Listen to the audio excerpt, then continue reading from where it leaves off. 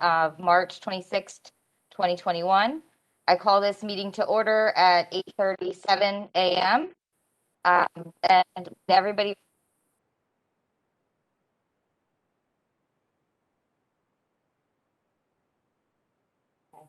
I pledge allegiance to the flag of the United States of America and to the republic for which it stands, one nation, under God, indivisible, with liberty and justice for all.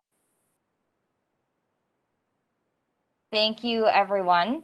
We have a couple new committee members joining us this month. I see one in the room.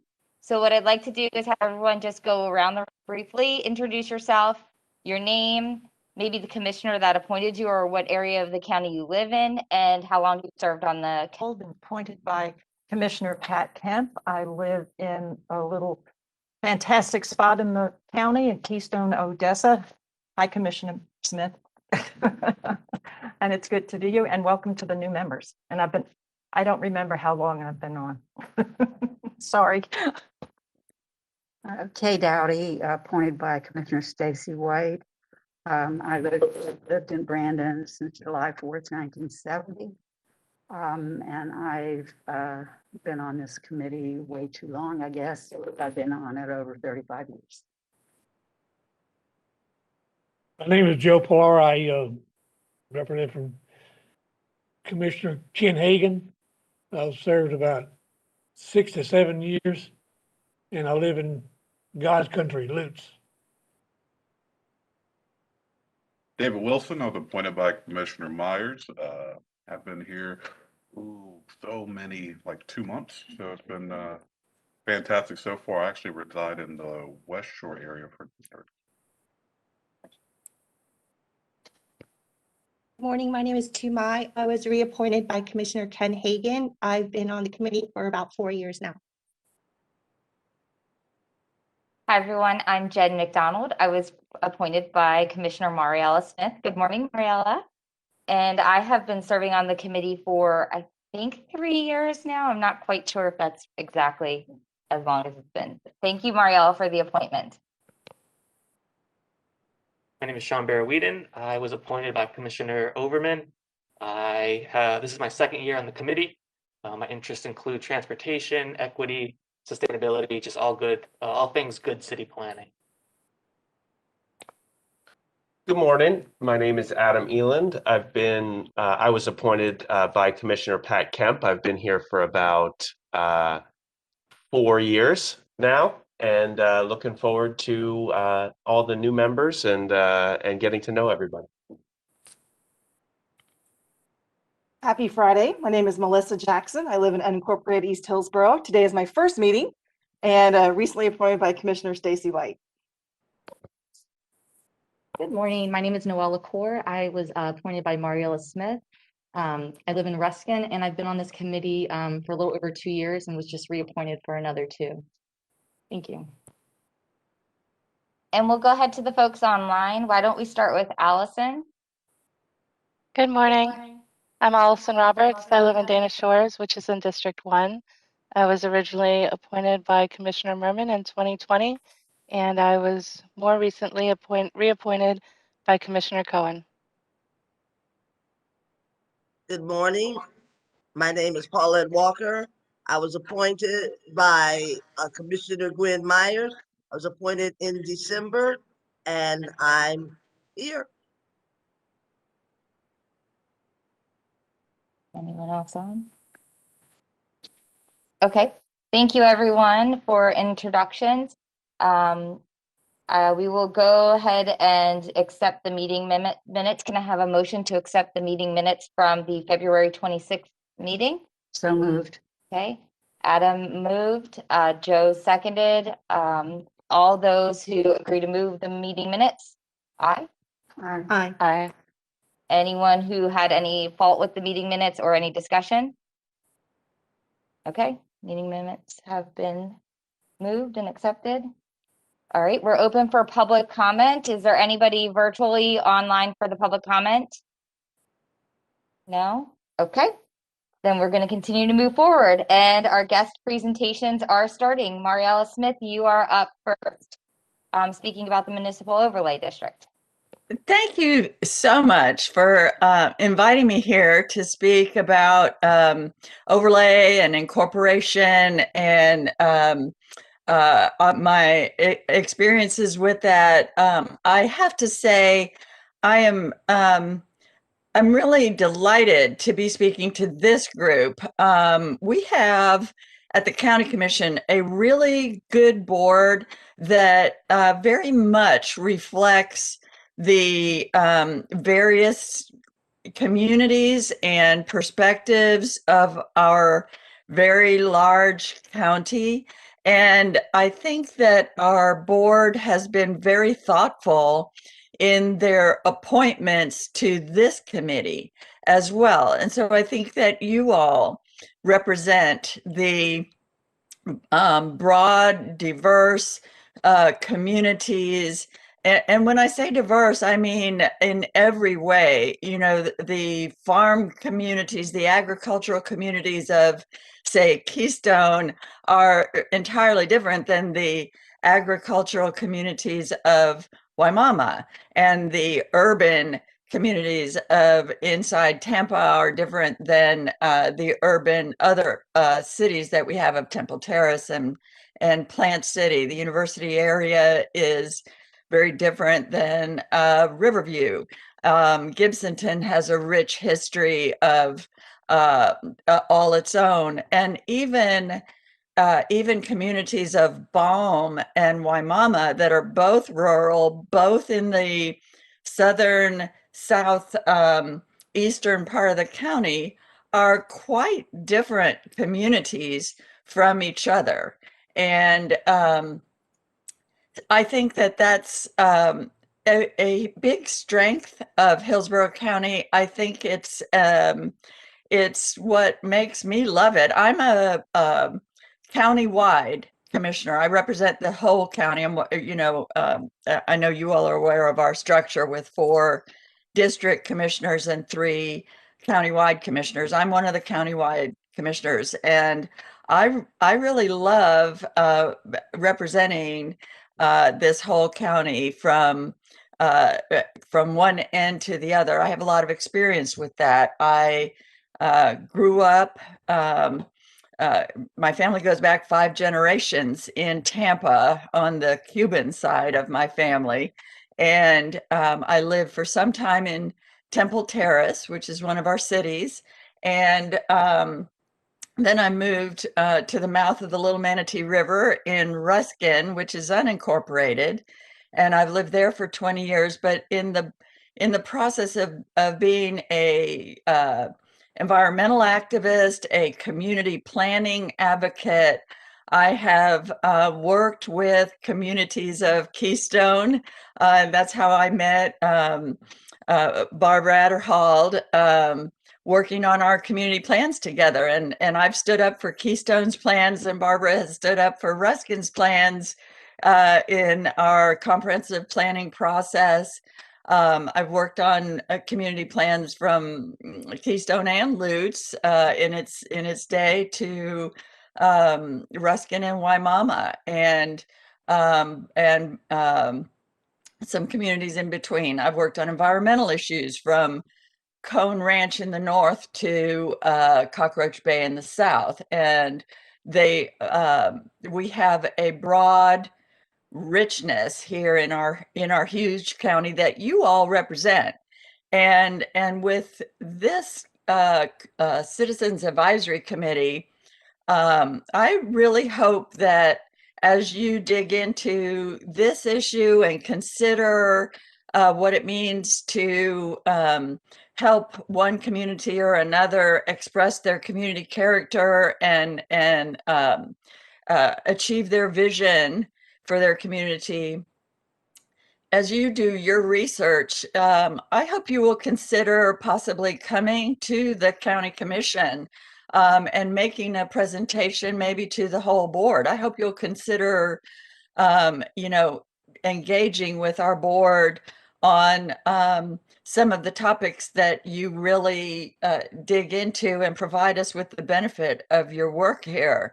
I think we really could learn from you, and this is a good opportunity to develop your work into something that has a real impact and connection with the commissioners, not only individually, but as a board.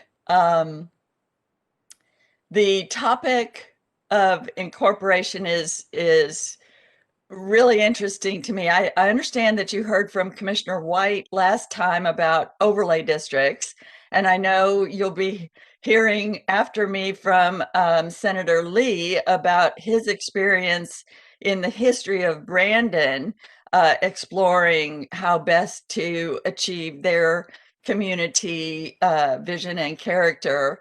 So I'm kind of the warm-up act today for Senator Lee, and pleased to be so. And let me start with, as I say, back around 2000, between 2004 and 2006, I was among the leaders of the effort to explore incorporation in Ruskin. At the time, our community was being overrun by development, and we did not feel well represented by the county commissioners who lived and worked far from Ruskin and seemed not to understand the real on-the-ground details of what we were living with. They didn't know where our wetlands were. Sometimes they pointed at a map and said that this area should be developed, and we said that is underwater in the middle of the Little Manatee River. And we just had a sense that we needed more local input into how we were growing. And I personally subscribe to the philosophy that government that is closest to the people governs best. That is a conservative tenet. Many people would not describe me as conservative, and yet there we are. I believe that government closest to the people governs best. And so with that, we formed a committee in Ruskin to look into the question, because we wanted the benefits of a city, not just an overlay district. We wanted the benefits of a city government where within a city, your decision makers, your city council, your mayor, your city manager, all live in the same community with you. They live with the consequences of their decisions. They drive on our roads. They would have their children going to the same schools. They would understand code enforcement decisions in our neighborhoods and understand which potholes were getting really bad and needed to be filled, more so than people who live far away and rarely drive on our roads and interact with us. Also, local government is more accessible for the citizens of the community. You would have public meetings right in your town. So, you'd be 5 minutes away, 10 minutes away from your public hearings on zoning or ordinance changes.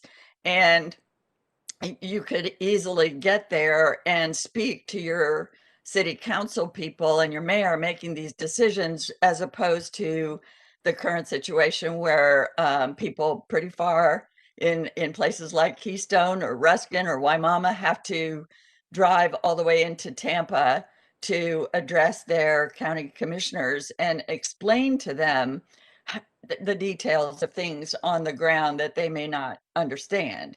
I think also, if you're electing your city council members and your mayor from your small city, at the time we were looking into this in Ruskin, our population was just about 11,000 people. So there would have been, you know, maybe 7,000 voters. All right. If all your city council people are accountable directly to only 7,000 voters, a couple hundred of those voters make a big difference, much more so than when you're trying to talk to your county commissioners and they have, you know, hundreds of thousands of, 500,000, no, but closer to 1,000,000, 900,000 voters in Hillsborough County, and one neighborhood or another it doesn't carry the same weight in terms of getting you reelected. So it just it was something that we felt like if we had local control, we would have those kinds of benefits of a city government. Now, that's not to say that corruption is impossible in a city, but it's less likely if you have a community of people who really care and are really paying attention. You're more likely to know somebody who knows somebody who knows your city council people or your mayor than you are in a gigantic county of 1.5 million people with, you know, 900,000 voters. So we also wanted that fine-grained control of being able to decide within ourselves, with people who live here, what's important, what are the priorities for our budget, and what code enforcement rules suit our town character, what land use regulations, comprehensive plan policies matter to our citizens. And so from that perspective, it was something that the majority of people in Ruskin wanted at the time. Now, what's the downside of incorporation as a city? Well, it takes a lot of work. It takes an engaged, committed citizenry who really wants to dig in to that level. Not everybody does. Not every community does, and not every community is unsatisfied with the government the way it is. And the costs are something that needs to be considered. So let me just tell you about the process that we had to go through. We formed a committee, as I said, of citizens to look into this. And it's very important to be really transparent and accessible to all the citizens of your community with every one of your meetings. So nobody suspects that there's some little cabal going out to change your community for one way or another. So all your meetings, it would be very important to be open. And then the key step was to hire an independent consultant firm who knows about incorporation issues to come inform us and talk to us about the details, and to perform a feasibility study and give us a report that would determine the costs, because this is the key. Can your community afford to provide all its own services, and how will you do that? As you all probably know, on your property taxes, everybody's property taxes in the county are in two major categories. Your county-wide tax that everybody in the county pays to the county budget. And then you also pay an MSTU tax, the Municipal Services Taxing Unit tax. If you're in a city, the city of Tampa, Temple Terrace, or Plant City, that money goes to your city services.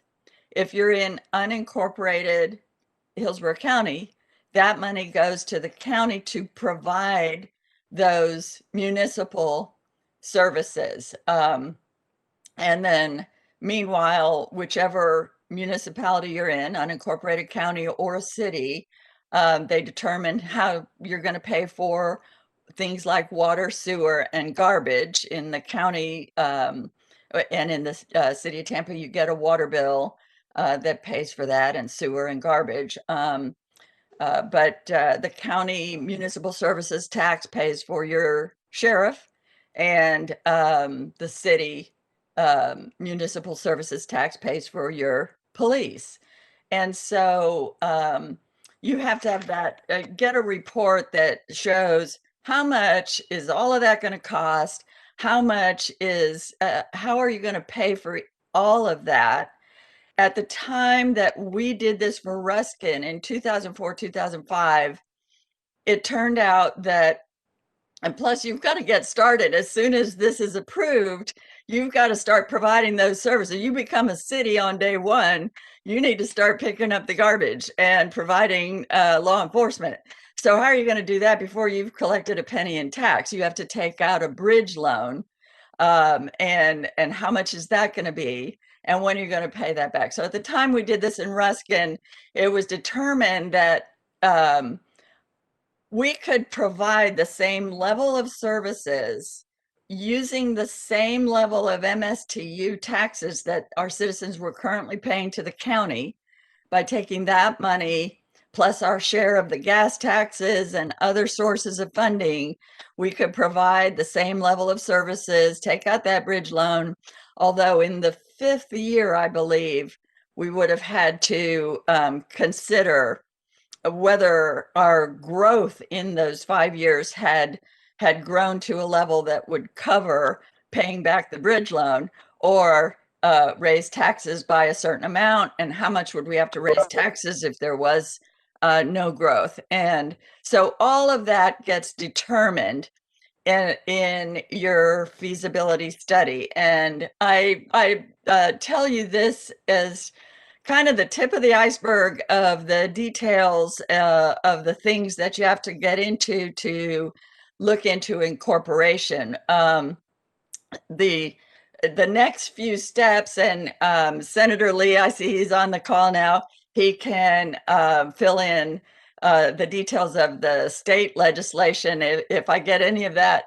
wrong. But as I recall, what happens next, we get this feasibility study. We did a poll of our residents by letter and postcard. We sent every single voter, and mind you, for 2 years, everybody's been who is concerned is coming to our meetings. It's been in the paper, it's been in our local observer, what's going on. So people are up to speed on it by the time we send out a letter to all the voters in our community with a return postcard and poll them on whether or not they'd like us to move forward with this.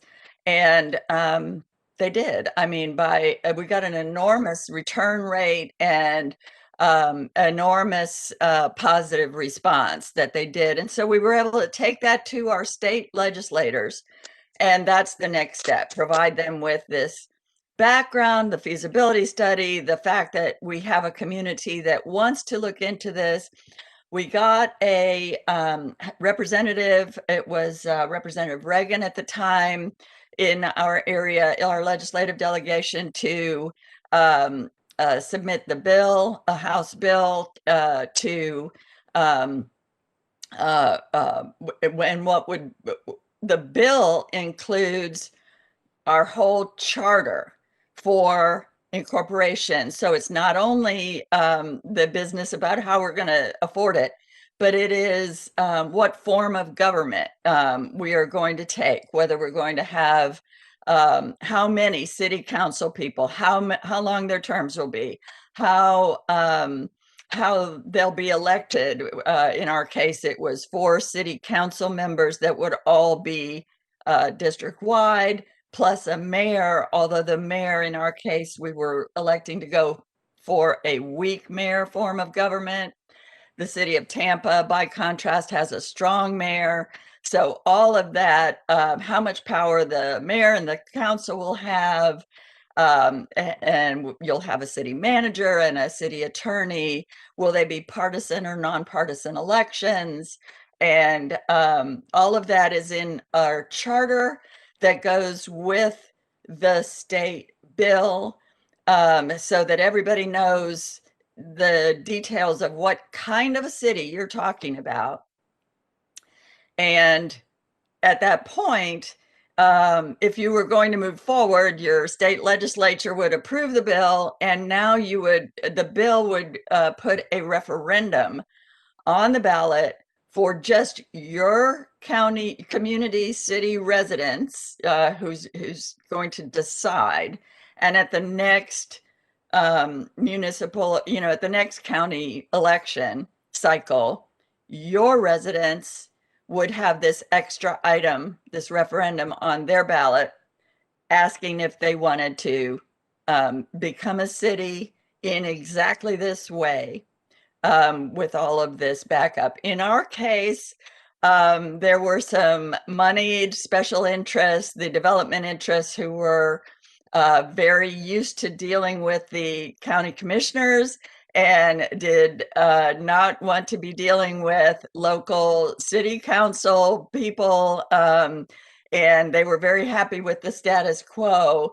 They woke up kind of at the last minute. They didn't really participate in the 2 years. I don't think they thought we were going to get any as far as we got. And so when the bill got filed up in Tallahassee, they flew up there and they chartered a plane and flew up there and began lobbying furiously. We drove up there and shared rooms in Tallahassee and were lobbying on our side. But at the end of the day, they were able to quash our bill. And I'm not going to go into details about how too much of what happened after that, except to say that we were able to try again the next year, although it's, it was about $50,000, I think, for a feasibility study. So we had to have some friends in the legislature to help us have a second chance at that. But by the time we were doing the second chance, the people who were lined up against us were ready and were able to work with certain elements to quash our efforts at that point. But I'm going to leave you all, as you move forward, thinking about today and where we go with, in our county, with incorporation or overlay districts. Where the rubber meets the road is whether you have a community that is willing to dig in and govern themselves with all that entails in all the work and the willingness to move into the future with by being engaged, and whether or not your city, your community is willing to afford it. By now, I think the money situation is entirely different because of all the growth we've had, because our county has kept property taxes and those municipal services taxes very low for a long, long time. I don't know that a feasibility study for Ruskin, for example, will come out with the same results, where you could promise that you could begin your city and provide the same level of service you're getting for the same money without having to raise taxes. Now, maybe you have a community that is fine with raising their taxes. Certainly, the residents of Tampa pay much higher municipal services taxes than those people in the unincorporated area. Maybe you have a community somewhere in this county that is looking at the level of services the county provides and saying, I'll be happy to pay the kind of taxes that Tampa pays if I could get a higher level of services, get my potholes paved, get code enforcement out here more regularly, whatever it is that your community wants to do. That's the questions that would have to be answered is, can your community afford to pay the taxes? How much can you expect to get from your share of the other income sources that are available to a city? You get your share of gas taxes, for example. What does that all total? What does your budget look like for the first few years? And what's the difference? And is your community willing to go that route? So all of that said, I can just tell you, if there was a community in Hillsborough County who was willing to go to that work of determining, you know, how it would work and what form of government they want and whether or not they can afford to pay to provide the services they feel that they could do better than the county, I would always support that effort. And possibly now in our county, there may even be a different political position than there was when Ruskin was going into this, so that a community might get more support, say with their feasibility study costs. In Ruskin, we had to pay that out of our tomato festival funds because we were battling a county that wasn't supportive. But I would be supportive. You may find other support on the board if there was a community that wanted to look into this. And if you all want any further information on this topic, I'd be happy to supply it.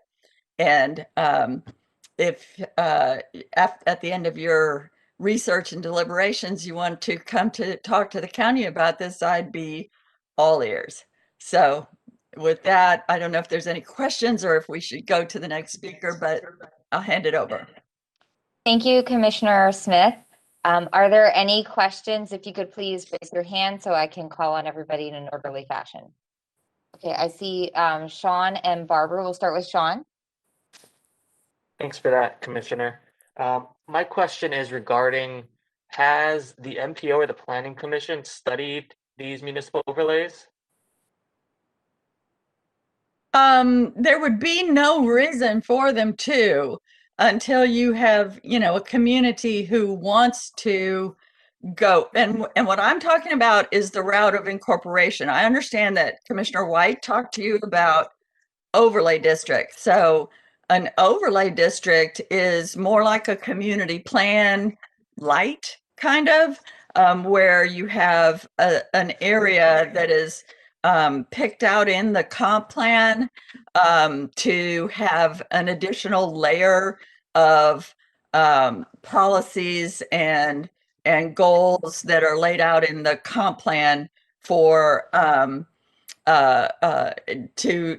look at as you develop. Now, I know there's people on your committee, including Barbara Adderhold, who Ms. Adderhold was a planning commissioner. And so there's times when community plans get more or less support by the time some development proposal is going to the county commission to decide whether or not they are consistent with the comp plan. So, you know, it gives you some goals and vision, but it's a whole different animal than incorporating and forming your own city. Mariella, when you did this incorporation study, was the Ruskin plan already in effect, or was this before the Ruskin plan? It was simultaneous with a little ahead of it, but we were finishing up our Ruskin community plan. We were engaged in the Ruskin community plan process at the same time. So we were using those boundaries and some of that exercise. Mm-hmm. Because in Keystone, and it was 3 years ago, that we had the Florida League of Cities come and speak to us about incorporating Keystone Odessa.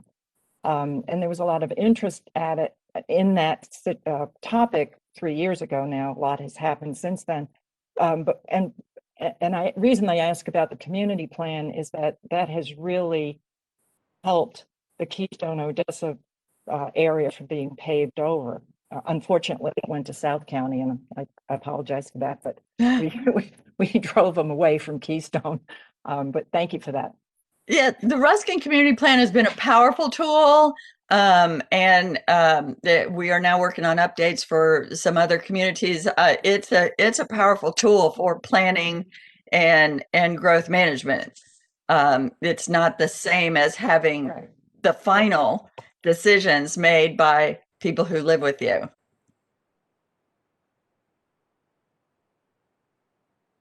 David? Commissioner David Wilson here. The COVID-19 pandemic, would that change your mind, or when it comes from like a recovery standpoint in this topic?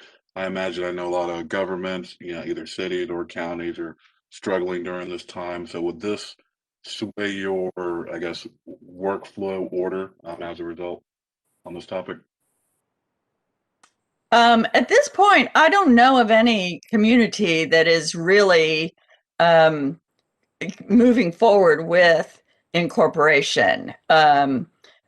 Community planning, yes, but I think you can look at the cities in our county, Temple Terrace, Plant City, Tampa, and how they have fared through the pandemic. I don't know that the citizens of Tampa or Plant City, for that matter, suffered through the pandemic any greater than citizens in Carrollwood or Riverview in unincorporated areas because they were in a city rather than in a county.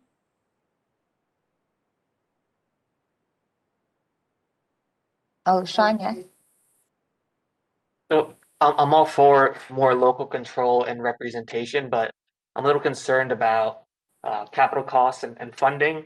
You said it was looked out to the 5th year, and we weren't sure if tax revenue were going to cover 5 years worth of maintenance and infrastructure costs. I wouldn't buy a house if I wasn't sure I could pay for it in 5 years, much less incorporate a city. So I guess that's a pretty large concern for me. Sure, that would all be determined in your feasibility study, and it's not like you couldn't pay for it. The question is whether you would have to raise property taxes to pay for it. Any other questions in the room or online? Well, if that's all, thank you, Commissioner Marielle Smith, for attending our meeting. And great. Thank you. Okay, next up, we'd like to invite our guest, former Senate President Tom Lee, to present on municipal overlay districts. Well, thank you. Can everybody hear me okay? Yes. Okay, good. I haven't worked on WebEx much, so I just want to make sure you can see me and hear me. But listen, thank you for the opportunity to present to you this morning. I got a phone call from Jim Taylor with the county after having talked to Commissioner White, who was looking for someone to talk about the history of the Brandon experience with incorporation, which stems back to the mid and late 80s. And ironically, that was the moment in my young professional life that I actually got involved in public policy, ran for the board of the Chamber of Commerce there in Brandon, and ultimately became Brandon Chamber of Commerce president. And so, I was quite conversant on the history of this, and I thought, well, maybe I just, rather than try to find him somebody, just do him the courtesy of trying to do it myself. And I think that Commissioner Smith's comments were really a great tee up for where I would pick up on this subject. And so I'd like to thank her, and I'd like to thank the county administration. It's interesting times you all are governing in. appreciate your service to Hillsborough County and what you're doing for the community. It's an exciting time. Coming out of this pandemic, hopefully there's federal dollars coming down that will help make the county whole. And we've got a new county administrator in Bonnie Weiss, and every experience I've ever had with her, she's a class act. And I just think it's a great time for the county. So it's exciting to be a part of it. And although I'm spending most of my time in Tallahassee these days, my heart will always be in Hillsborough County. I grew up in Brandon and been there over 50 years. And so still own property there and business interests there. So I care a lot about the community and tend to take the long-term view of issues as they come through from a public policy perspective. So essentially, as a backdrop, by the mid-1980s, Brandon had grown a great deal. It was growing rapidly. There were some noticeable impacts beginning to develop on our sense of community. At the time, the Brandon Chamber of Commerce was sort of the pseudo government for the community. They'd had over 1,500 members. It published a yellow page directory for the community, and so it had a big budget and could do a lot of things in the community, and was really the place a lot of people went to try to impact public policy in our area was through the Chamber of Commerce. We also had looming over Brandon a proposed extension to the Hillsborough County Expressway Authority's Crosstown, which terminated west of I-75 at the time. And the idea was to bring it into Brandon or through Brandon. And there were the MPO, Tom Thompson was running the MPO, and Lucy Air was there, and they were working on a set of plans to try to work with the community and facilitate some limited access infrastructure improvement of some kind that would benefit the community and commuter trips. And but there were so many lines on the map, it sort of looked like one of those spaghetti maps you see when you look at these hurricane meteorological analyses. So obviously the community was very concerned about it. There was potential for an elevated expressway over Highway 60, potential for an expressway running through residential neighborhoods. And so, there was this heightened interest in perhaps considering taking over and becoming more of the master of our own destiny in Brandon. And so at the time, as I said, the Brandon Chamber of Commerce was the biggest organization and the most influential organization in the community, and a group of emerging leaders in the chamber were spearheading this initiative, and they were trying to get the chamber involved in it. I sort of felt like, as a business organization, it was perhaps a divisive issue. It's a very divisive issue, corporation, it always is, and so you have the winners and losers, and the battle lines are usually drawn that way. So I felt like it was not the right thing for the Chamber of Commerce to get drawn into a divisive issue. It could tear the organization apart. We were there for a more narrow purpose, which was to promote economic activity and economic development in our community. And so I actually ran for the board of directors at that time of the Chamber of Commerce and got involved in the organization. Obviously, when you get into these discussions, there are always going to be a lot of questions about what is motivating them. Are there ulterior motives? Who wants to be the mayor?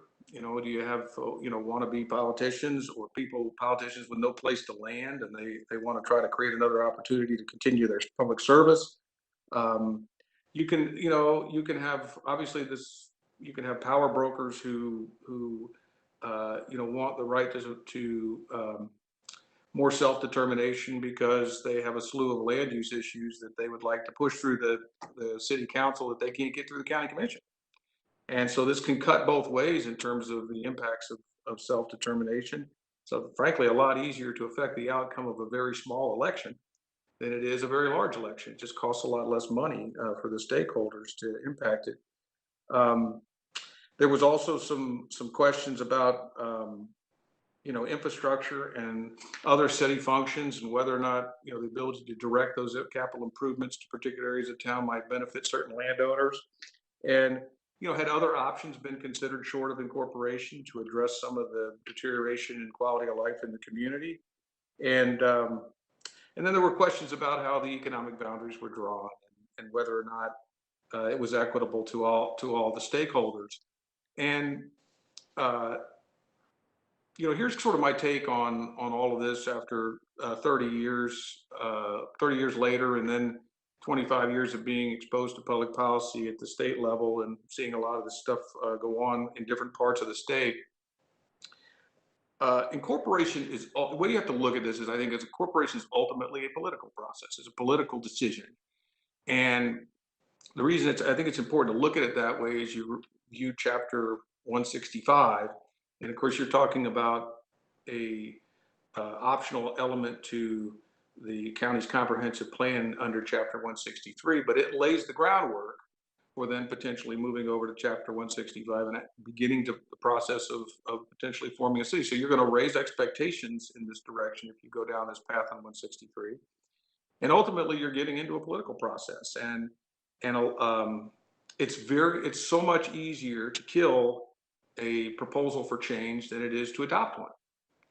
And when you look at Chapter 165 and you look at all of the documents that Commissioner Smith sort of, you know, in a 30,000 foot way sort of laid out that have to be prepared by the county, by the proponents of an incorporation effort, you can see embedded into that 1,000 ways to Sunday that you could undermine a well-intentioned opportunity to incorporate. So I'm going to come back to that later on, because I think it's just sort of the underpinning of why I think this needs to be approached properly if you go down this path.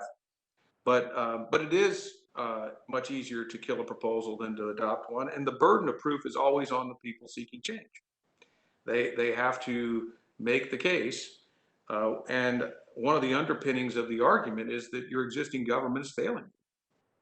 And of course, that's a tough message to articulate without offending some people that are part of your existing government. So you start off trying to thread a needle as you move down this path, and it's not easy to do. Of course, you know, ultimately you have to figure out how to balance the trade-offs. So you're motivated by this desire to have greater self-determination or to gain greater control over the functions of government in a particular area of the county, but you also have to manage or mitigate the increase in costs associated with adding an additional layer of government. And it may not be more expensive depending on how the lines are drawn for a particular municipality. The goal usually is to find properties with very high ad valorem values, pull them into the city, and hopefully, and at the same time, seek those high ad valorem values that really require very few services. They don't have children in schools. They don't, so it's more the industrial and commercial uses. That was part of the rub in the Brandon plan back in the 80s, was that the Sable Park area, if you know what I'm referring to, and some of the I-75 corridor area were really where the dense and highest property value land uses were being proposed. And of course, the boundary lines that were being drawn were as broad as they could be to sort of pull that in. Well, when you do that, you invariably lower the cost of tilting up a government and running a government in terms of the ad valorem tax base or potential tax increase, which is good for the sales pitch to the public. But that money's coming from somewhere, and where it's coming from is out of the coffers of the county.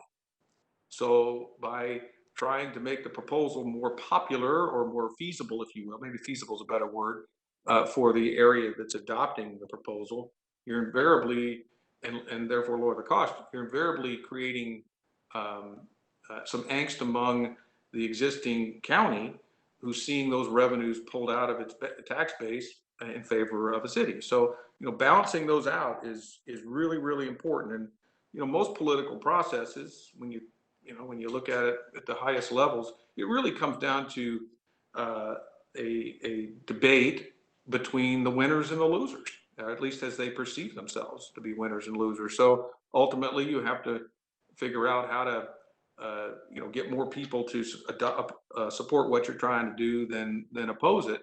And therein lies the greatest challenge. If you have a situation where it's so much easier to kill a proposal than it is to adopt one, and the burden of proof is on those seeking change, and then you have to make sure that what you're doing is sensitive to all of the stakeholders that are going to be impacted by this decision. And as you proceed down this path of incorporation, if you decide to do so. And I saw a lot of these, I saw the community of Brandon trip on some of those landmines, which is why I'm bringing them up anecdotally.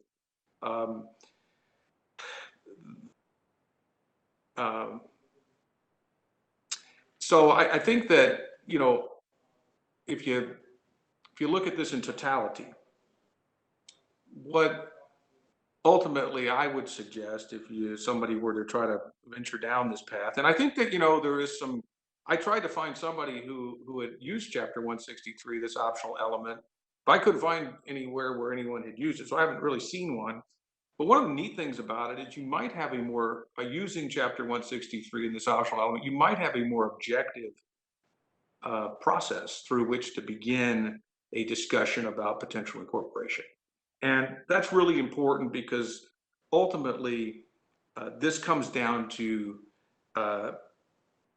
making sure that what you're putting forward is credible, that you have credibility. You have to have people behind these proposals that almost are agnostic.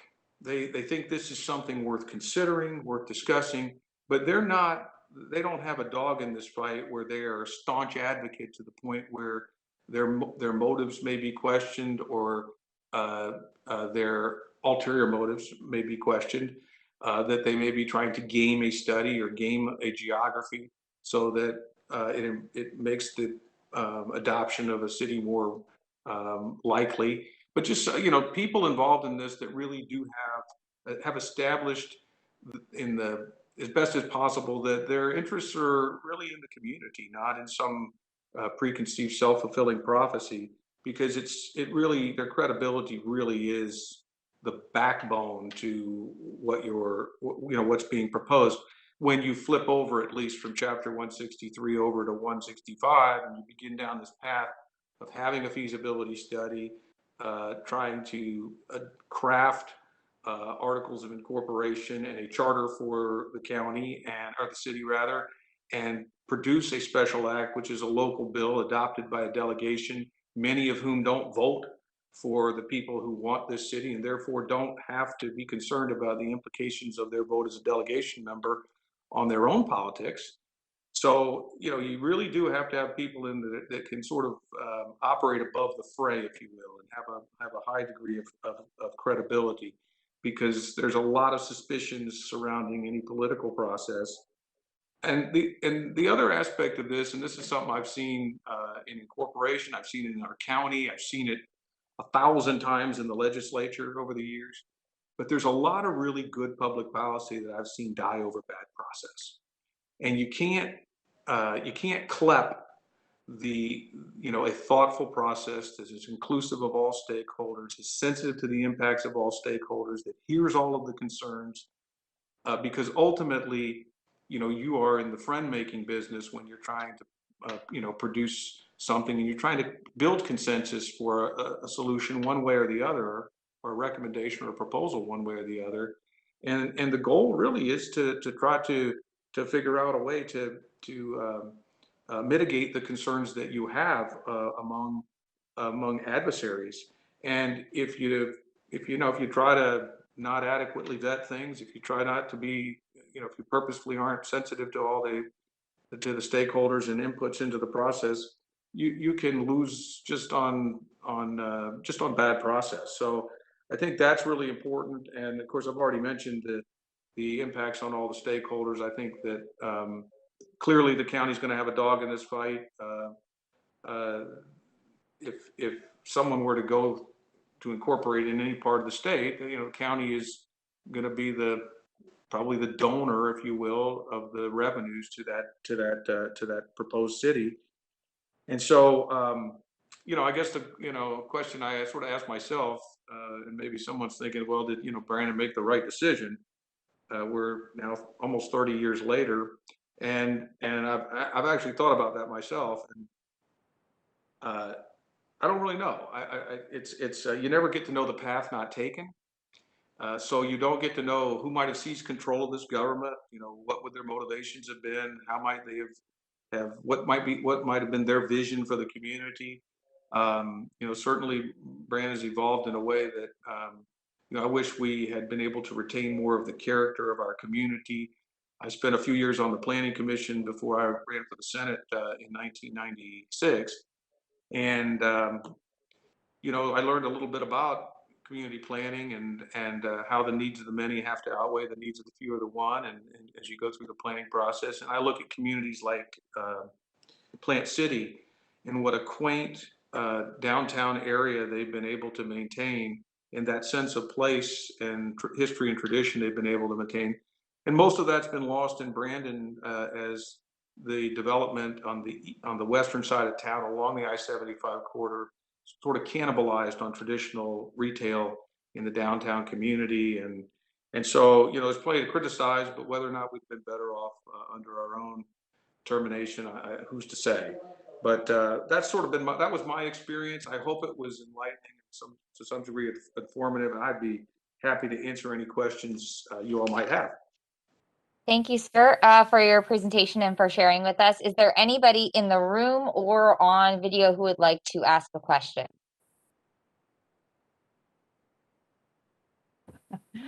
Yes, thank you for the presentation. And I'll use Keystone Odessa as an example. And let's say we have the feasibility study and we go forward with it. Now, do we have to get somebody on the delegation to take the bill and take it to Tallahassee? And does the county commission even get involved with that process? Yes and yes. You know, somebody mentioned, I think it was Commissioner Smith that mentioned people weren't paying attention and then they came late. Mm-hmm. Well, I don't even know if she actually meant that, but a lot of times what people do is they lay in the weeds. They actually are paying attention, but you know, there's no sense them getting in between the dog and the fire hydrant unless they think something's actually going to happen. And so they wait until you have, you know, reached a place where this looks like it's possible, and then they come prepared with their arguments at the 11th hour to put a stick in the spokes of what you're trying to accomplish. So yes, you have, and that goes for the county commission. You know, the county could be, you know, the county commissioners, well-intentioned as they might be from their own perspective, might decide that they're going to let the process work for a while, but they have no sunshine limitations with respect to any interactions they might have with their legislative delegation. So who knows what they're saying behind the scenes. And so there was a fair amount of that went on, I think, in the late 80s in the Brandon experience.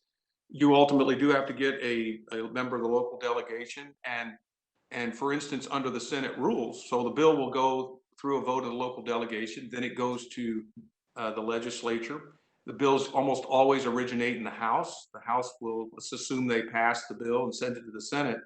Any member of the Senate from that local delegation can stand up and object to that piece of legislation, and it gets pulled from the agenda. So you could have a member of the Senate under the redistricting plan that we have right now. You have a member of the Senate that is from Pasco County that represents Northeast Hillsborough County. You have a member of the Senate from Bradenton that represents Southeast Hillsborough County. Either of them could stand up and object to that local bill. And the folks in Odessa couldn't do a whole lot about it because they don't really have much impact on that individual's political life. So it's very difficult to pass a local bill if you have objections either from the county or a member of the delegation. It sounds like quite a process to go through. I mean, take long and hard thoughts. And I will take that back to the Keystone Odessa community for sure. Thank you. You're welcome. David Wilson. Thank you. So Senator Lee, being a former Senate president, I mean, your wings, you know, span the entire state. So my question to you is, I mean, what area got even the closest possible? Because it sounds like, honestly, it would be everyone against you just because of people's wants and needs would differ from the community, whether it's because the county would now have to, fund this new municipality for a bit of time, or an area just doesn't make sense. Member of the legislature just to fight it. So, I mean, who really got the closest? What did it look like? Was there just a community fever for it, or what was that? Well, Hillsborough County is somewhat unique, David, and it's good to hear from you. David and I worked together there for a while back when I was in the Senate, and it's good to see you're involved, David. I can't quite, so I can't see you, but I hear your voice, and I think I may see you all the way there in the background. So, but thank you for the question. The Hillsborough County is a little bit unique in that we're such a big county. What are we, 1.5 million people, something like that right now. We're growing rapidly, and yet we have 3 municipalities that represent a minority share of the population in our community. So there certainly is room for consideration of this, more so than you would in a lot of these urbanized counties that have dozens of municipalities. So, I see the prospects for it, but really, I think that part of the challenges with forming municipalities today is that there isn't as much money flowing down from federal governments to local governments today. A lot of the bills are being pushed down from federal governments and state governments to local governments. I was commenting to Commissioner Smith when we were on, and to the county administrator. The legislature continues to reduce taxes, whether you think that's a good idea or not. Part of the implications of that, while they're doing the Snoopy dance or the victory laps over being, reducing taxes, is they're pushing a lot of the bills and obligations to fund government down to cities and counties. And so I think in 2018, there were 13 local referendums on the ballot to raise taxes. 11 of them passed in the state. And so, overall, I'm not sure the tax burden is necessarily going down, but it's shifting.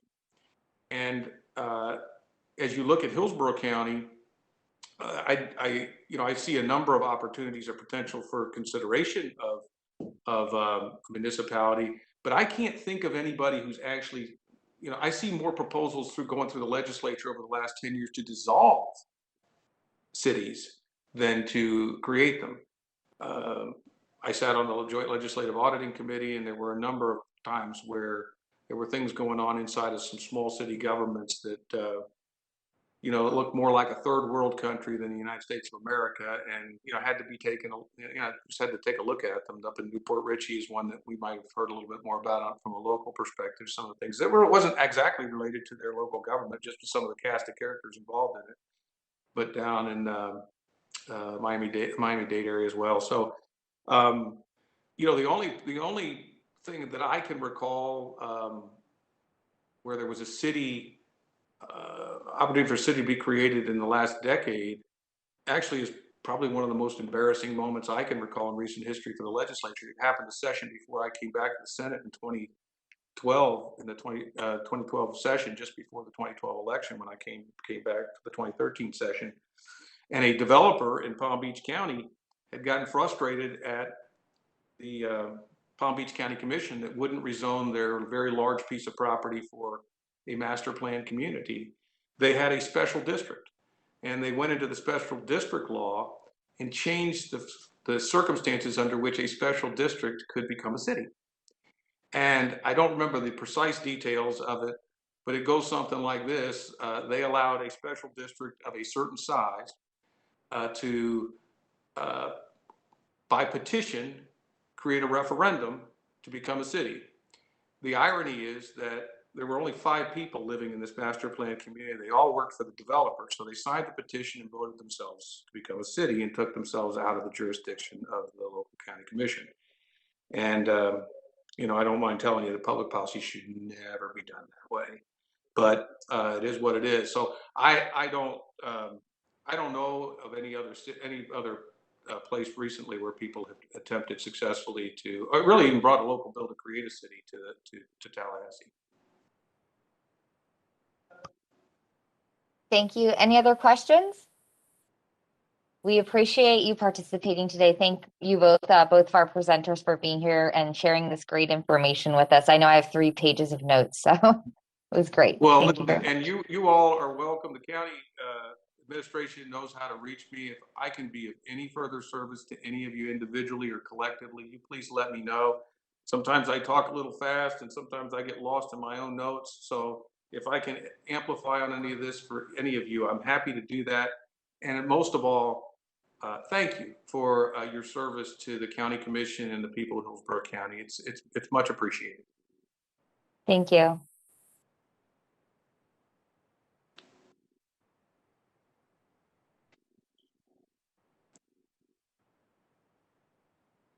But we'd like to just, if you'd like to quickly introduce yourself to the group, and potentially at our next meeting, we can go around and do a round of introductions again. We have a lot coming up in the meeting, so I don't know that we have enough time for everybody to reintroduce themselves today. Can you hear me? Jim, can you hear me? Yes, I think the very beginning of it was a little garbled. Do you want to say it one more time? Oh, yes. Nicholas, I see that you came into the room. Would you like to introduce yourself to the group? And we'll introduce ourselves to you at the next. That sounds good. Good morning, everyone. I'm sorry I was a little tardy in joining, had to overlap at the very beginning. Nicholas Glover, really excited to be part of this group, and I see a lot of familiar faces, and I think I hear some familiar voices, but it's a pleasure to be with you, and just look forward to doing the work of the county and learning more about ways to do that. It was really a pleasure to see Commissioner Smith and Tom Leon as well. Anytime we get a chance to hear from folks who've been around this process for that lengthy time, and they can always add really good information. So I look forward to interacting with you all and then working together on behalf of the county. Thanks, Jim. Thank you. The next up on the agenda, we did have the discussion of our work plans. Does anybody have input on speakers that they'd like to hear from, how we'd like to proceed? I know currently plan. I see Kay, you have your hand up. Yes, if you recall at the last meeting, when we talked about ways that the county could work more effectively, I had mentioned a work group that I was part of on the CAC, and I was able to contact Audrey and with social services, and she's, I believe, Jim, she's going to be at our next meeting. Great, thank you. Anybody else have comments on next steps, what they'd like to see, who we'd like to hear from? Hey, Jen. Allison? Oh, Allison, I'm sorry, I couldn't see your hand. That's all right. Good morning. Hey, we have water quality on the agenda for the year, and I was thinking it might make sense to reach out to the Tampa Bay Estuary Program and have them come in and provide just the high level overview from a water quality standpoint, which then would allow us to further develop our agenda from there. Okay. And then, and do we want to take votes on this, Jim? How should we proceed on that perspective? It's been a while since we've taken a vote in the meeting. Yeah, because we've done the annual work plan, we don't need a vote Okay. as to who we want to bring in next. In fact, that is actually part of the enumerated powers of the chair. They can kind of determine the agenda for the next meeting. So we can absolutely, have Allison reach out to the estuary program if that's who we want to bring in next. I will say, just for everyone's edification, the League of Cities, already spoke to them a good amount. They can't make it to our April meeting, but they can in May and give a presentation to many of the questions that was asked about the incorporation process in Tallahassee, give precedent of recent cities that have incorporated and whatnot. So they can come in May if that is a desire of the group /chair. And then yes, Kay, Audrey Ziegler, she's already locked down for April to come in and speak as well. So we do have those two issues locked down on the calendar for April, May. So it may make sense for April to have Allison reach out to get that policy moving, but we don't need a vote on it. Okay, wonderful.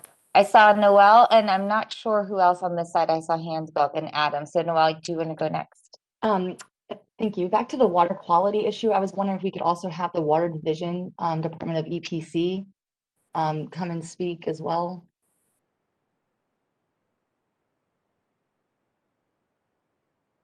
Did you hear that, Jim? Okay, wonderful.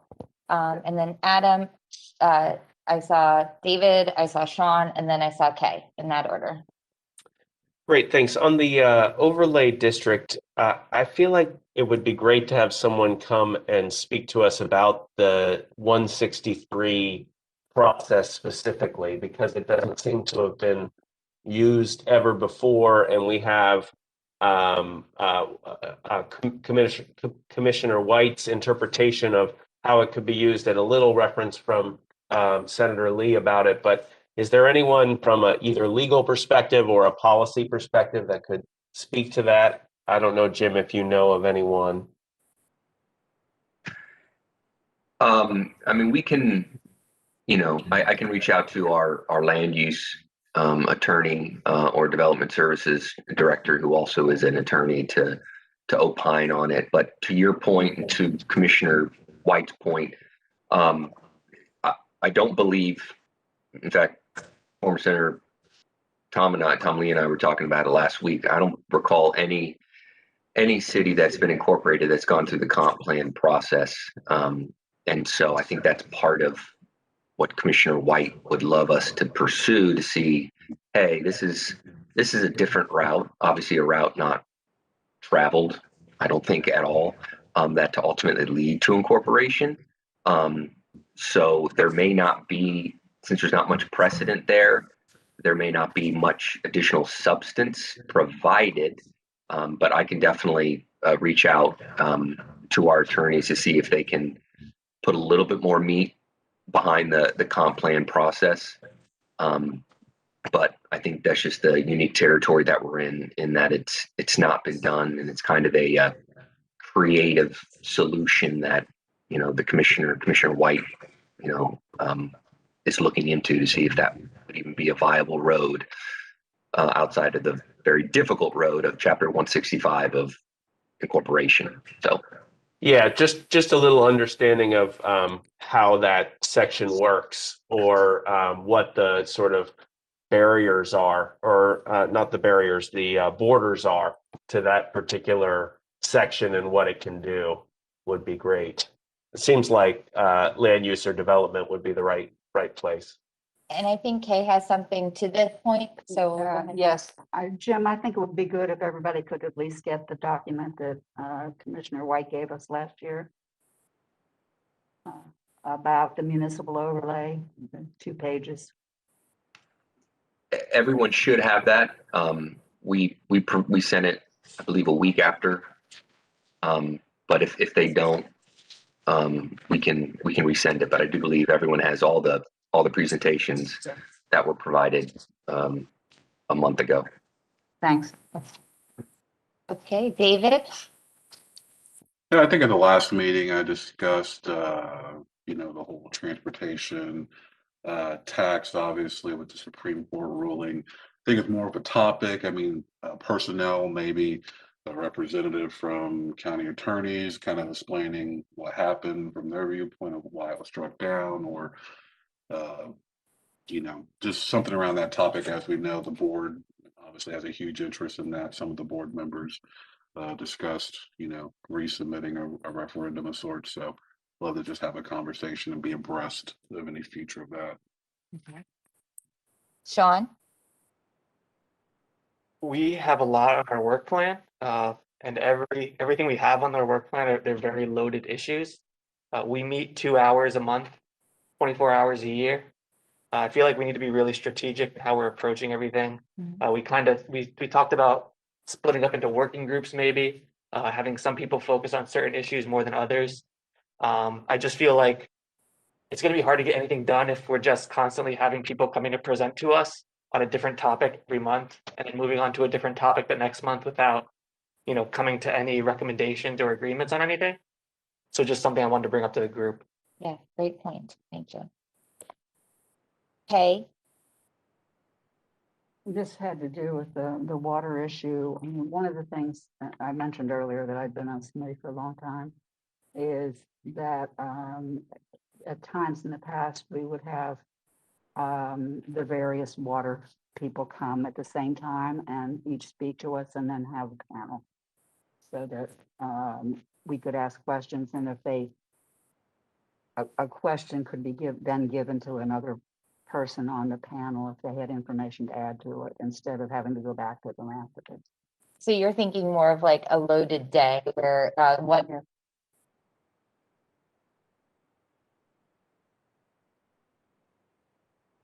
Right, but I want to echo what Sean said, because we can be presented to death if we never do anything about it. Correct. And we do have two items that we did take a vote on pushing forward, correct? It was the food insecurity item and the overlay district were our two priorities set as of the end of last year, at the beginning of this year, when we voted as a group to do that. So it might be best that we continue on that path and start to add in some information along the way about the other pieces. We can take a vote on whether we want to break up into smaller groups. We have to remember that if we break up into smaller groups, like we heard last month at our meeting, we can't actually meet unless we have a fully noticed meeting where it's open to the public to attend, and that would include working in small working groups. Two or more of us cannot meet and converse about things that are being discussed and voted upon in this organization.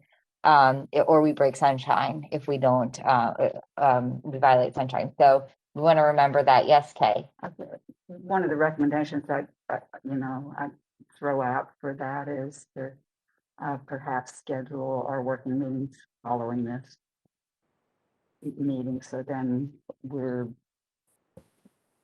either here or we can work with the online folks as well. Yeah. But then we're not coming. Perfect. Okay, so Jim, one of the things I think we do want to continue to work on the overlay district and municipal plan. We have a couple pushes for the information on the 163 process, and the additional information. I see the League of Cities coming in May. I have a note on that you just said.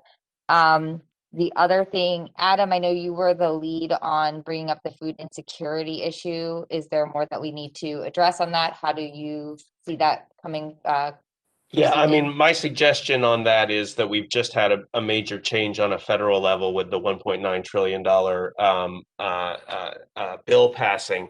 And the bulk of the county's response to hunger in the last couple of years has been around the original pandemic relief. So we got involved in this process just after that money had been allocated from the first coronavirus relief. I think we have the opportunity to get out ahead and maybe have a more substantial impact, to your point, by making recommendations before that money is allocated from the from this next round. So I think understanding that from a budget perspective of how that decision-making process is going to go would be the best next step that I would recommend. But I'm also open to any suggestions that this group has on another direction to go with that.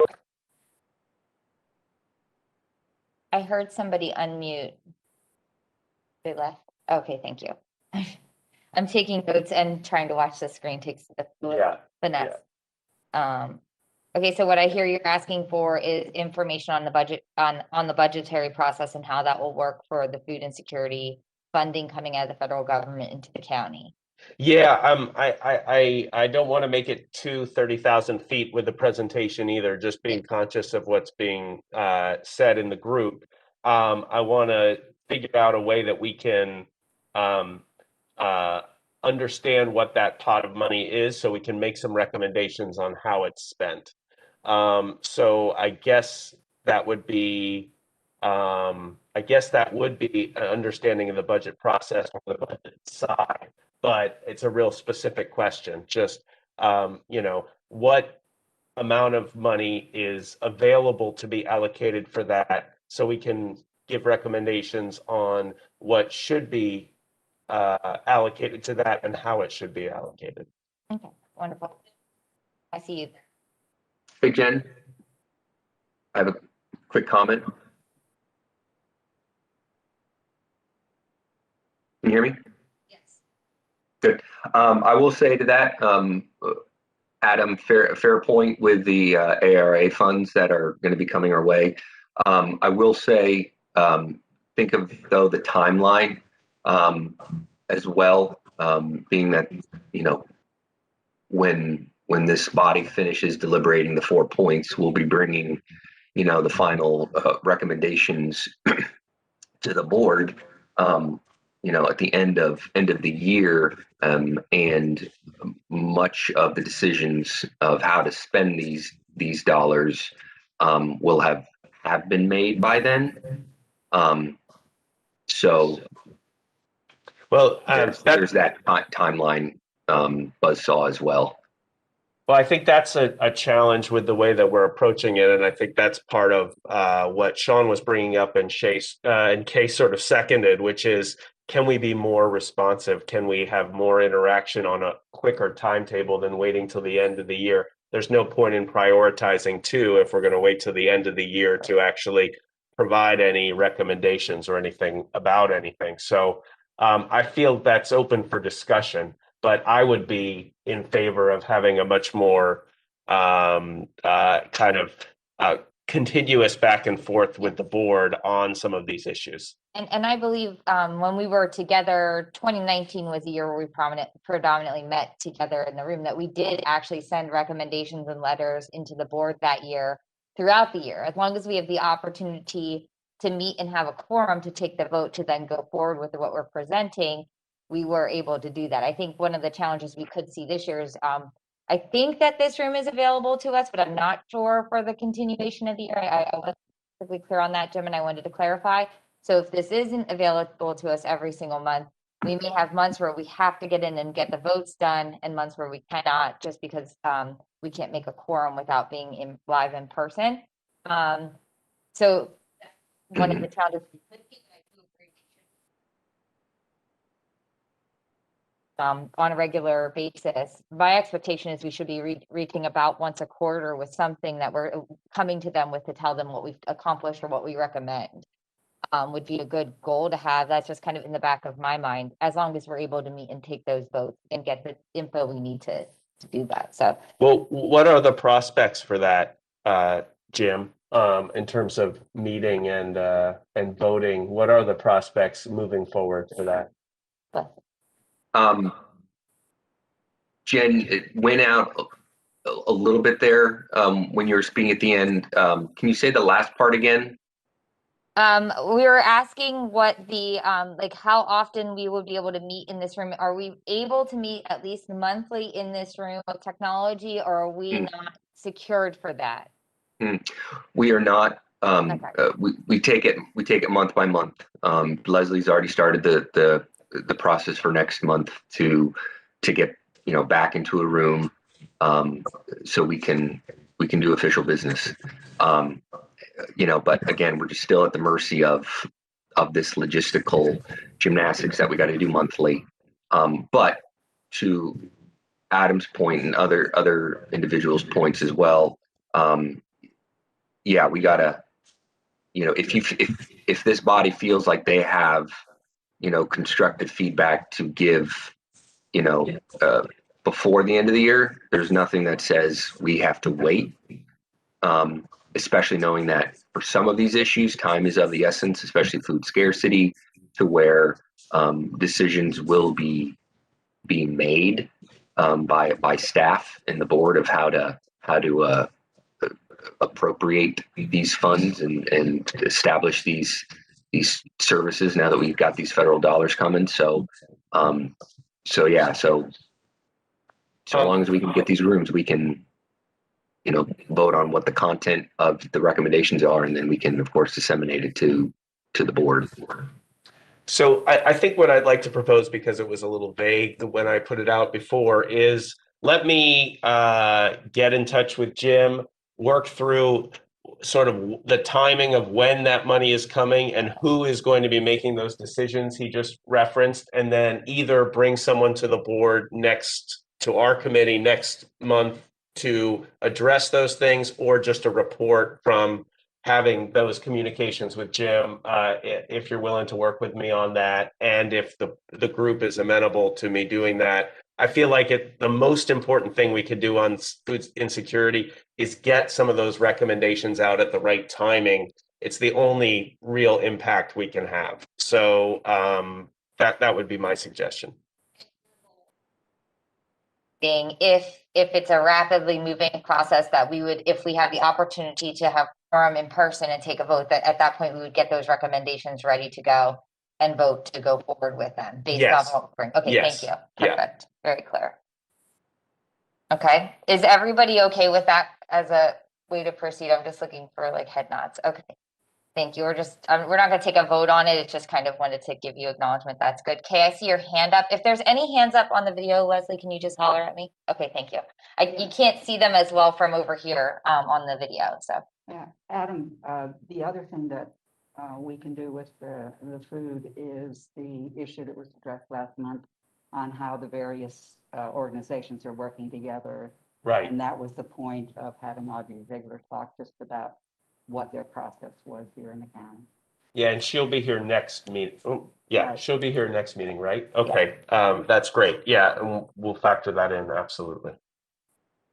okay, so we're working towards an April meeting that will contain information on moving forward with the overlay districts, although that would be slightly less data because we're having a bigger presentation in May on that. In April, we're working on having the hunger issue addressed, very deep dive, and taking some votes if we're able to, and we're in the room, and hopefully presenting in a May meeting to the county commission, because I think our meetings come after their last meeting of the month. So presenting in the May meeting to the county commission our recommendations as a group on the food insecurity issue.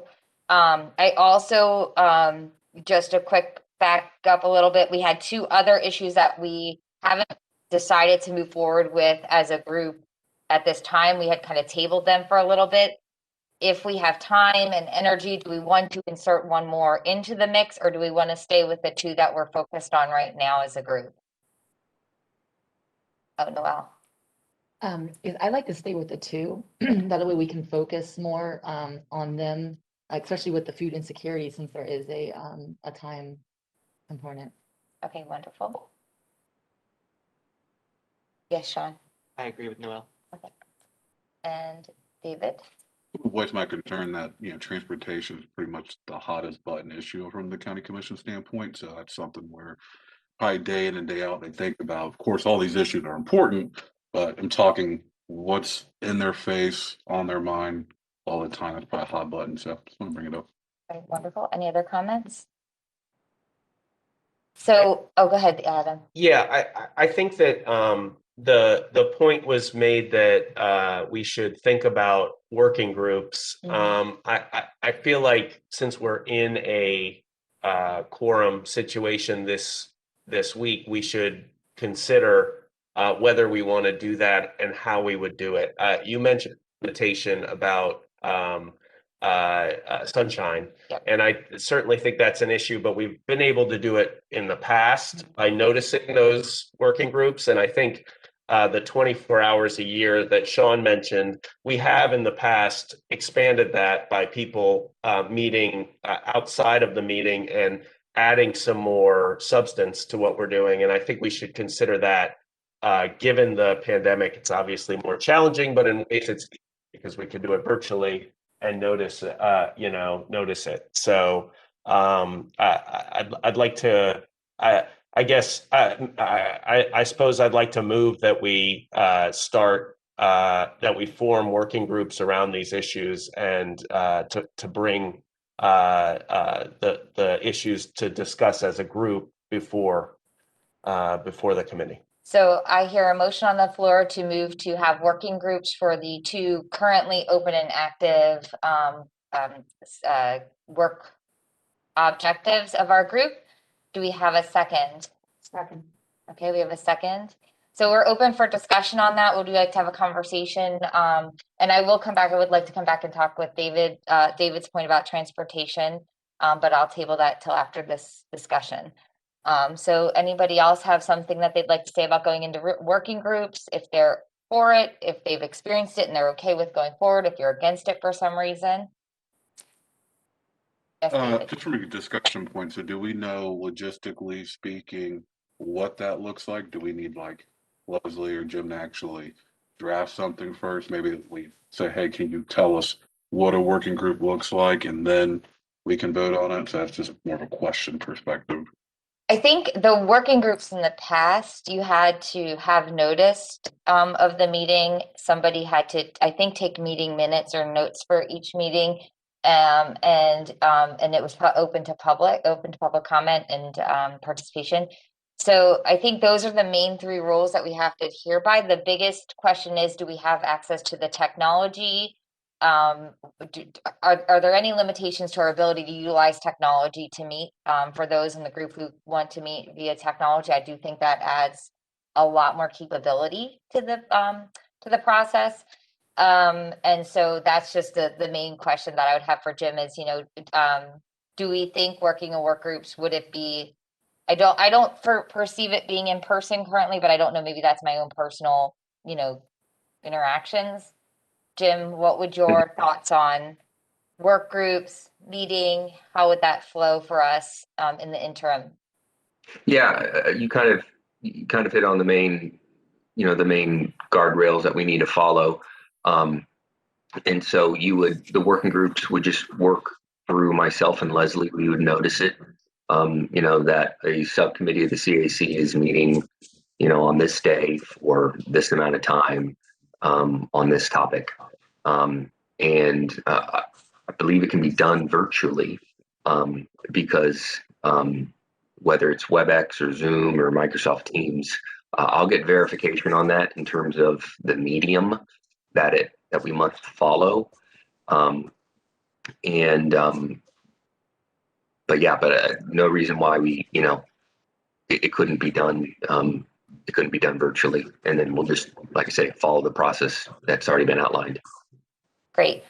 So just in the interest of time, because we do only have 20 more minutes left of the meeting, we do also have a quorum, so we could vote to extend the meeting if we'd like today, which is a bonus of being in the room together.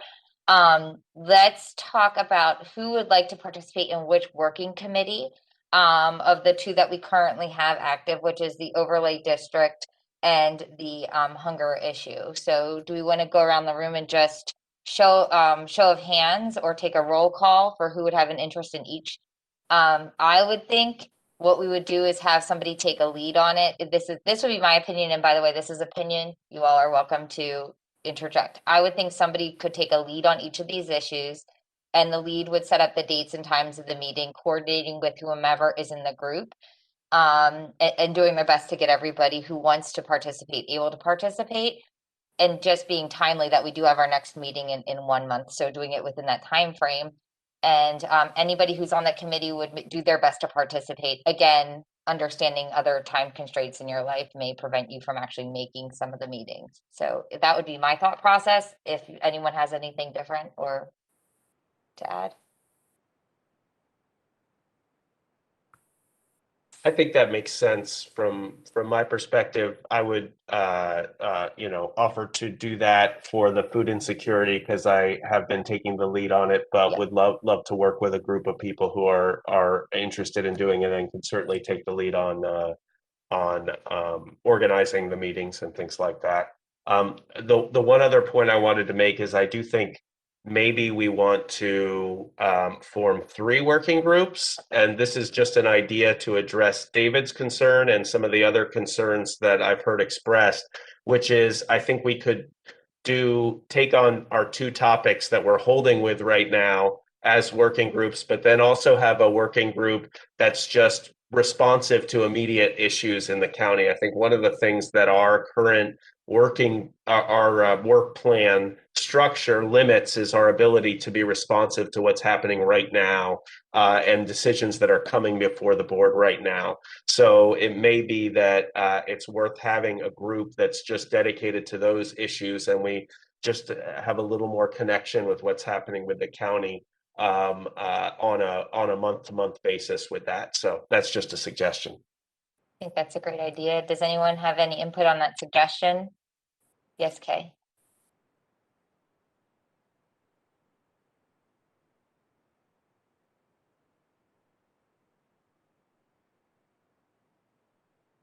Mm-hmm.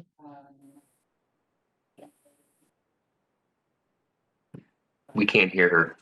Oh, Sorry, I pushed it.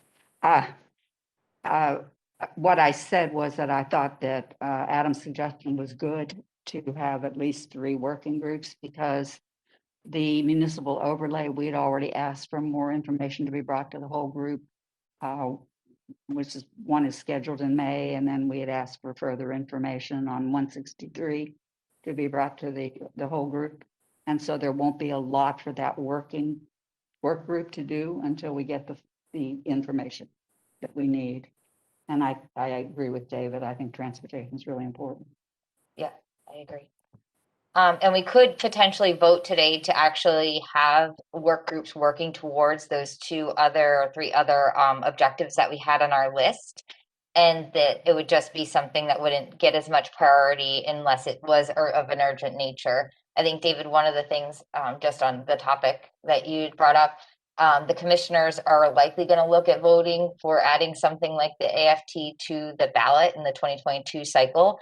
And I don't know that that would start right away. So we might have a little bit of time to get out ahead of it with them.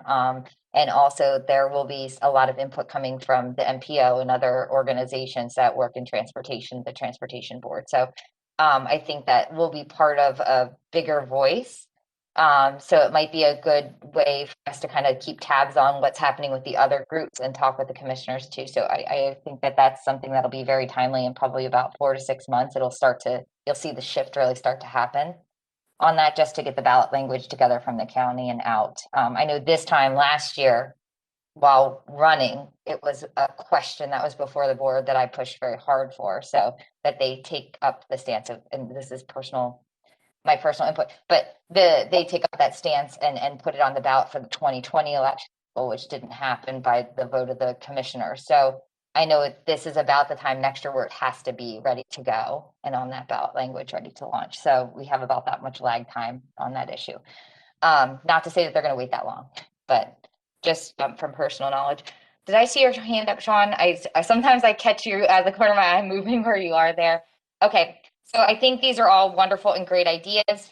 So do we want to do a roll call? I think that my perspective is you can be on any and or all or none of the working committees. You can choose how much engagement you want to be in outside of these actual meetings. So if you want to participate in all of them, you may put your name in for all of them. If you want to participate in certain specific ones, you may participate in those. Just think about the amount of workload you're taking on personally. Yes, Sean.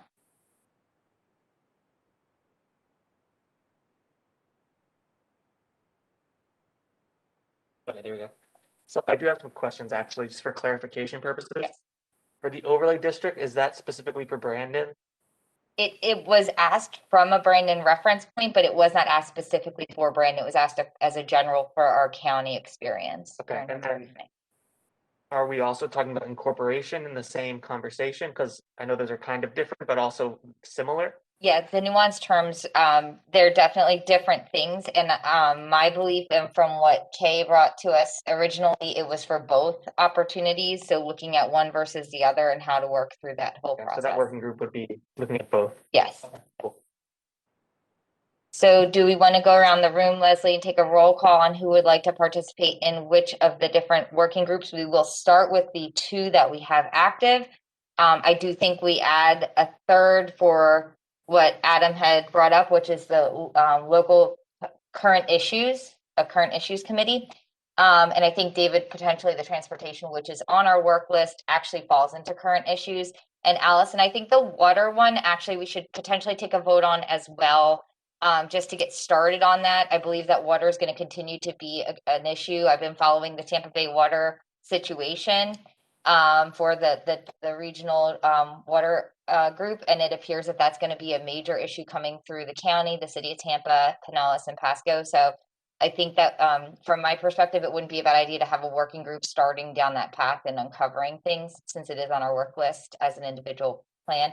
It will likely end up in the current events in the next 2 months anyway, is what I would expect. So if that wants to be separate from what I expect would be transportation and current events, great. Or if we want to move forward with that all in current events.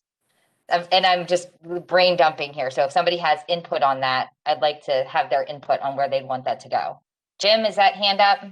Yes, I have a quick question on the current affairs subcommittee. What is, remind me again, Adam, what is the objective of that one? Is that outside of the bounds of the 4 policy elements that we voted on, that y'all voted on for your annual plan? Yes, I think the goal of that would be to be responsive to the issues that are directly before the board, either just before or just after we meet, so we can be more connected with the issues that come up on a more ad hoc basis and that are not sort of like longer deep dive projects. So the purpose of it would be to bring in issues that we can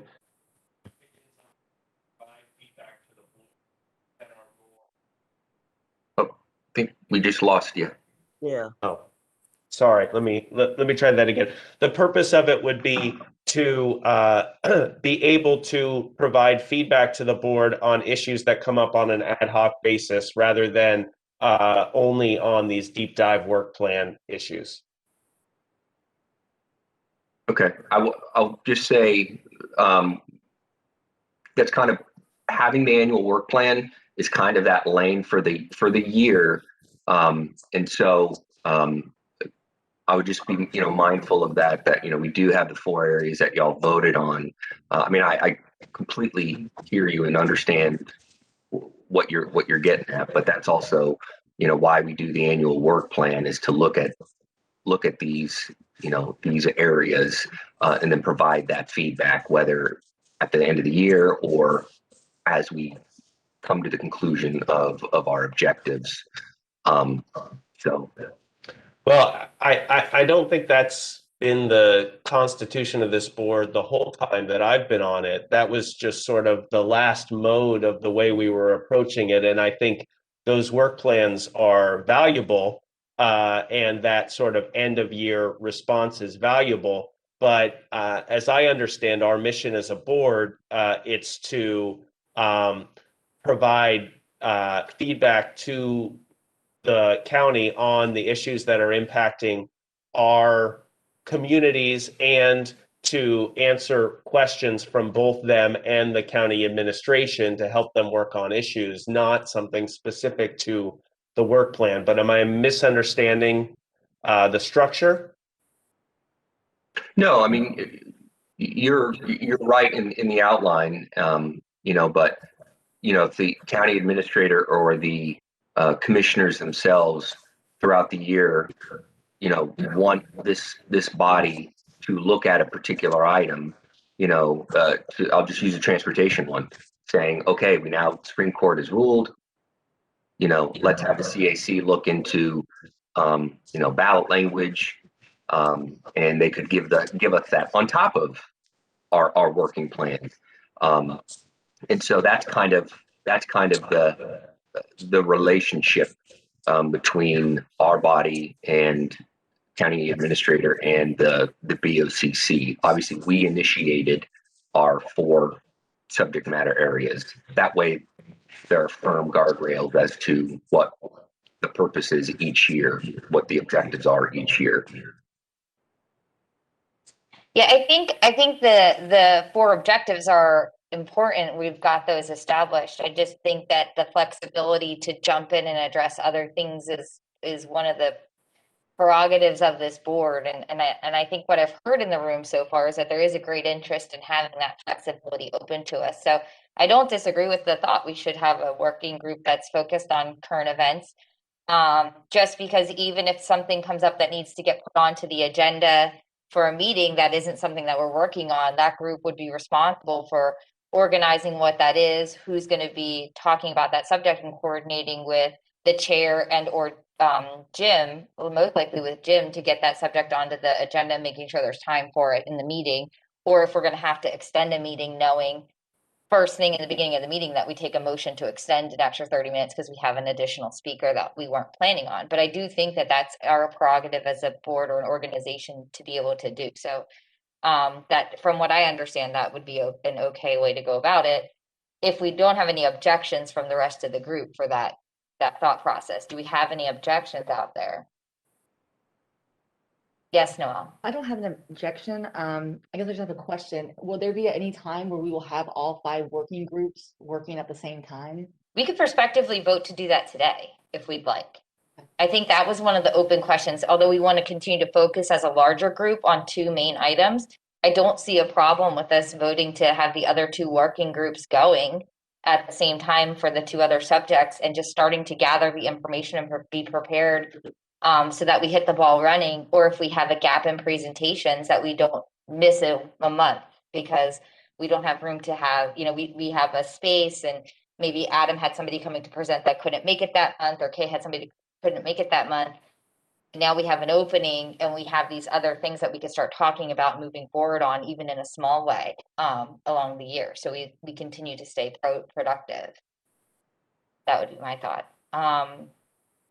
So do we want to start with the vote for the 2 working groups, and then our roll call for each of the 2 working groups? Oh, Allison, thank you. Thank you. Allison? Yeah, quick question, just so I have clarity around this, because I am thinking through the amount of time that we have and the commitments that we've already made. So in terms of the kind of current events group, is the intention that this group simply brings awareness to the committee, or is it that we could really, prioritize other items and try to start working those as a group? And I asked that with one concern in mind, which is we are going to be playing catch up if we're looking at current events, and I think we should be prepared that could waylay most of our agenda if we take that approach. So my response to that, and it helps clarify, I think, one of the concerns Jim had as well. I think that primarily to bring awareness, for sure. I think that it also gives us an opportunity to take acute action when action that doesn't involve a lot of research or deep dive needs to be taken, providing a piece of feedback about how our communities are seeing some issue. It gives us an opportunity to interject. Let me give you 2 examples of what I think would be something that would be the role of this working group. One is over the last year, we've had a number of COVID updates. That was not ever part of a working plan for us or any sort of long-term goals, but it was important to see what was going on in our community. And so this group would be addressing, okay, we need to have that kind of an update. Another example is the doxing issue that came out when the county was dealing with the Confederate statue, and there was a county meeting that where the people who were that statue were speaking and were doxed online, way that their information was submitted to speak for public comment. And we as a board, I brought that issue to this board. At that meeting, we talked about what happened and decided to write a letter to the board just saying, hey, this process issue leaves people vulnerable to this kind of thing. Maybe you want to change that. It didn't involve a or even the bulk of that one meeting, but it enabled the board the next meeting to change the way that they approached it. So those are the kind of acute things that I think that this committee or this working group could work on, not to sort of bring more issues to then become part of the working plan and replace others, or to result in deep dives with lots of speakers or anything else. Primarily to keep us aware of what's going on there. Secondarily, to allow us to take acute action when there's just a small bit of feedback that might be helpful to provide for the board. All right, we're gonna, David, just one moment. We're about to hit the 10:30 mark, which would be our normal end of meeting. I'd like to make a motion to extend the meeting an extra 30 minutes so that we can get through this discussion and get our vote taken care of as well for chair and vice chair. Do I have a second? Okay, Noel and David, okay, do we need to do a roll call for the votes in favor? Because we're in and out of the room. Jim? You can do a voice vote. Okay, we can do a voice vote. Okay, all in favor for 30-minute extension? Aye. Okay, any opposed? Okay, wonderful. So we're gonna go ahead for 30 more minutes. So let's try to wrap this up quickly just so that we can get on to the last bit of our meeting. I saw David had his hand up, so go ahead, David. Nope, I actually want to call for a vote. I'm ready. Okay, wonderful. Okay, great. So let's vote. We're gonna where are we at on this? We're gonna go around the room, and each person who wants to participate. Oh, we need to call for the vote on that we want to. Sorry, I lost track of which thing we were at. We need to go ahead and call for a voice vote on proceeding with the independent working groups. We have a first and second on the floor. All in favor of breaking into independent working groups? Aye. But anyway, I would say is if you have. Hello?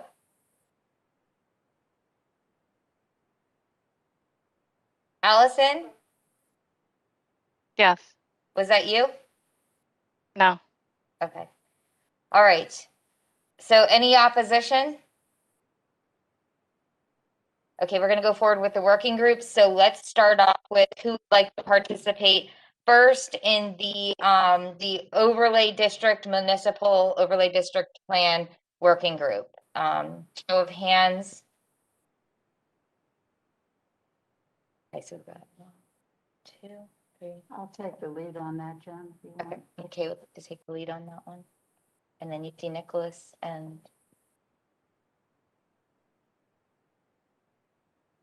wonderful. That's what I had. Okay, take it. Okay, perfect. So you keep your hands down. And now anybody who would be interested in working on the food insecurity and hunger issue working group. Adam, me, Joe, Atumai.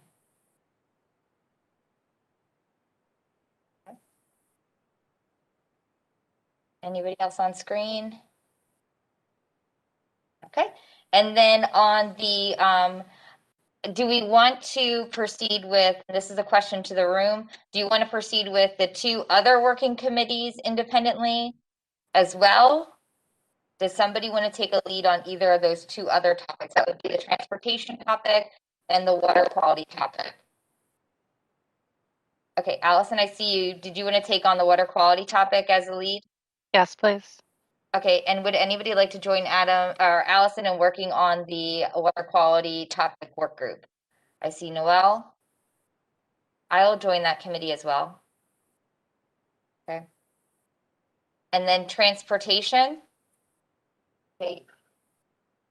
We're going to take each of those 4 and then if something becomes a current event, we can get it onto the agenda at the time too. So I see David, 2, Kay, Noel, Sean, Jen. I would like to also be engaged with that. And I see Nicholas Glover on the video.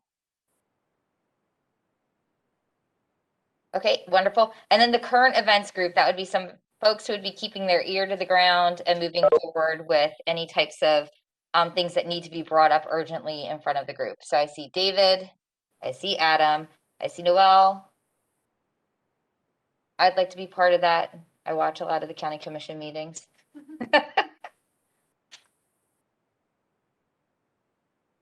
Does anybody want to be the lead on that one? David, wonderful. Do we have a lead on the transportation? Yes, David, you're the lead on the transportation? Okay, perfect. Thank you. And we'll make sure that won't be an issue. Unless anyone wants to say something about that. Okay. Perfect. I just couldn't remember if that was the only one I couldn't remember if we had done. Okay, perfect. So we have settled the issue going forward. Each of the work groups will connect with Leslie and Jim about scheduling time for their meetings. And I think for the time being, if we notice our entire committee when the meetings are going to be, just in case somebody who isn't on a specific committee would like to join a working group for some reason, if we could just send that out as the group email instead of worrying about dividing up each work group. I know it will be a lot of email. If it becomes too much, we can then pare it back next month, but I just think that would be a good way to give everyone the option to participate as they'd like. Okay, wonderful. So that closes our discussion on our work plans. I'm very excited. It sounds like we've got a great plan going forward and a lot of good things. And I think we're going to have wonderful input on the county commission this year. The CAC officer elections, this is being turned over to Jim. So Jim, I'm going to turn my mic off and turn this over to you. All right. Good morning, everyone. So before us, we have elections for chair and vice chair. These elections will go through the end of the year, and we will typically February is actually the time where we do the elections. But as noted, we haven't been able to do that for a while. So I greatly appreciate your flexibility and understanding in all of this. We will start with the chair elections first. However, one thing that we did last month and this month is because a good problem, we have so many new or newer members to this group, and people are still getting to know one another. And so bios and backgrounds have been provided to y'all, of the 4 individuals running, 2 for chair, 2 for vice chair. So what I would like to do at this point is start with our chair candidates and go to vice chair. Once you receive the ballot, we did it purely alphabetically. And so for chair, if you want to give a quick 30-second minute overview of who you are, anything that you think would be beneficial to this body for them to know you, please put that in your talking points. But I will start with Adam Eland. So we're going alphabetically. Adam, if you want to give a quick overview of who you are, a little bit of why you'd like to be chair, or anything you would like to include. Absolutely. Thanks, Jim. I'll try to keep it to a minute. I talk too long. But anyway, I want to just really make clear why I'm running. First of all, I live in Carrollwood, which I didn't mention when we all introduced ourselves. I grew up in Pinellas County, spent about 5 years in Hillsborough County, and then went to New York, went to Colorado, and then came back to Carrollwood to raise my 5.5-year-old going on 18 daughter, because it's such a great community and I love it so much. I've been on this board for 4 years, and I'm running for chair for a very specific reason, and that's because we have a crisis. We have an economic crisis in our community coming out of the pandemic, and it's and how the board chooses to respond to this crisis is an opportunity. When I first came on the board, we were just coming out of the 2008-2009 financial crisis. And just like this crisis, that crisis impacted some parts of our community much differently than other parts of our community. There was a lot of disparity around it. And the board at that time chose to respond to the crisis by holding the line and not spending and not growing in a way that matched the growth of our community. And so we were left by the time I got on this committee with huge growth issues and no response from the board.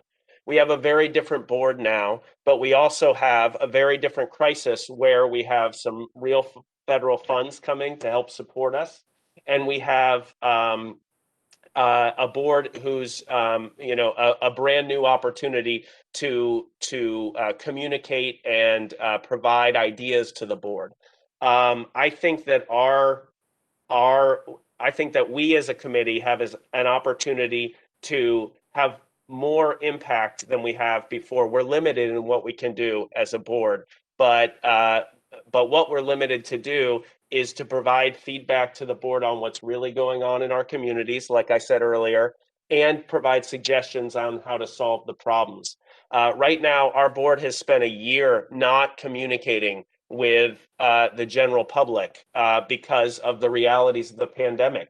They haven't had that day-to-day interaction that they have had in the past. And so we have a real role to play to provide some of that feedback to them as they get back out into the communities. And so I would like to see a board, a committee that is more responsive to what's going on at the county and more responsive to the needs of our community, that's more connected to what the county commissioners are making decisions about, and it's more strategic in our approach. I'm not running against Jen because, I think that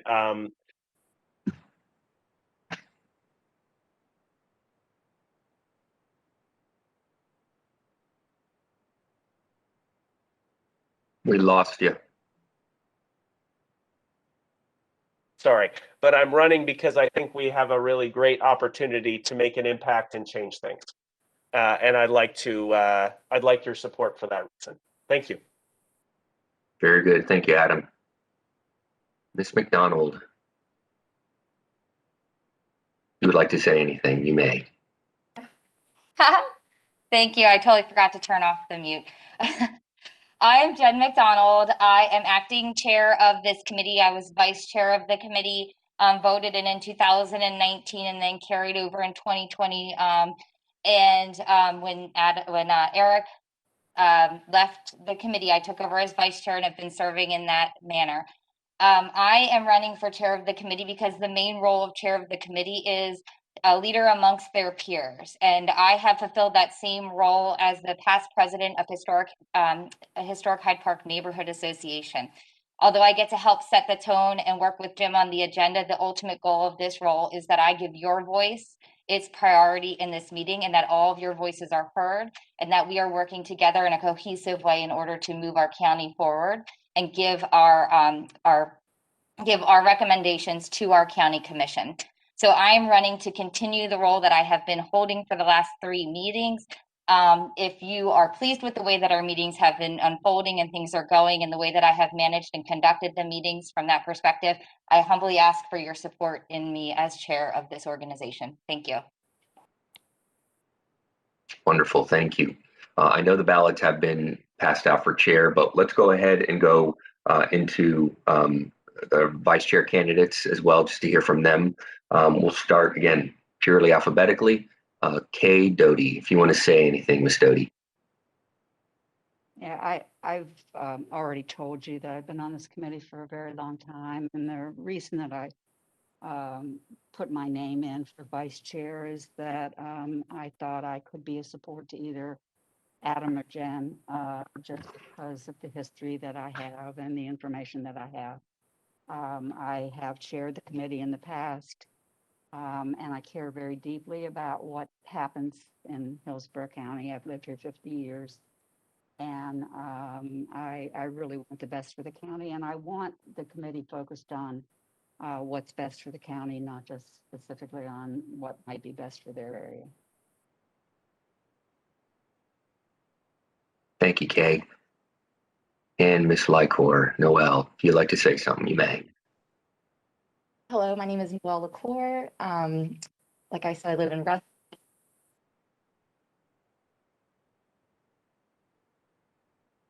And I would really like to be co-chair so that I can support the chair in this committee as well. I'm very involved in my community. I'm chair of our architectural committee in my neighborhood. I'm vice chair or vice president of my HOA. And I sit in some other non committee.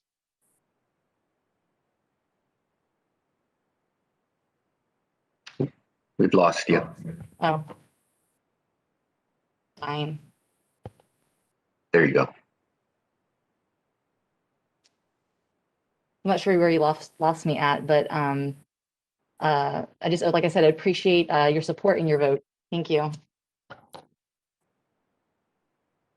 All right, thank you. Leslie has passed out the ballots for chair. We're going to start with chair. So if you will go ahead and make your selection for chair, fold it in half, and she will pick it up when you are ready. I have emailed the 3 members that are here virtually, and they will provide myself and Leslie their choice for chair, and then give us a couple minutes. We will tally that up. We will let you know who your chair will be.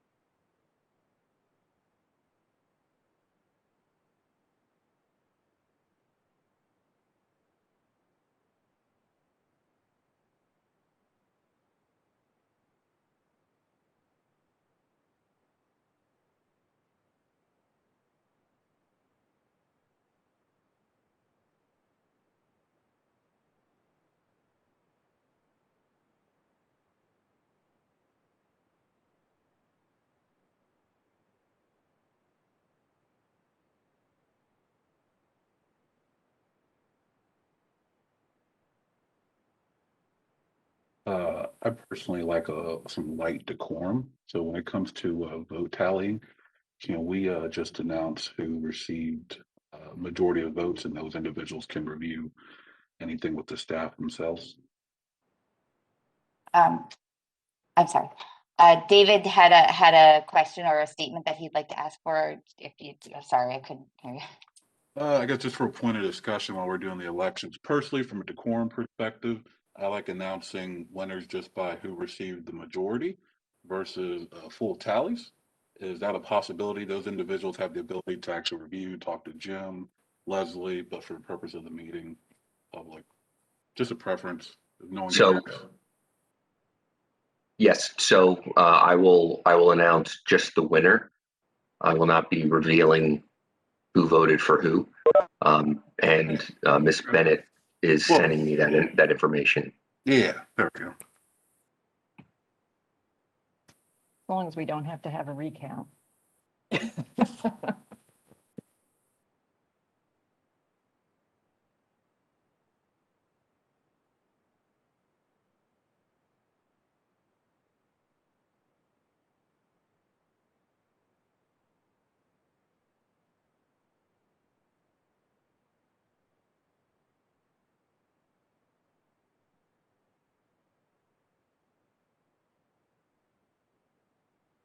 All right, your chair for 2021 will be Ms. Jen McDonald.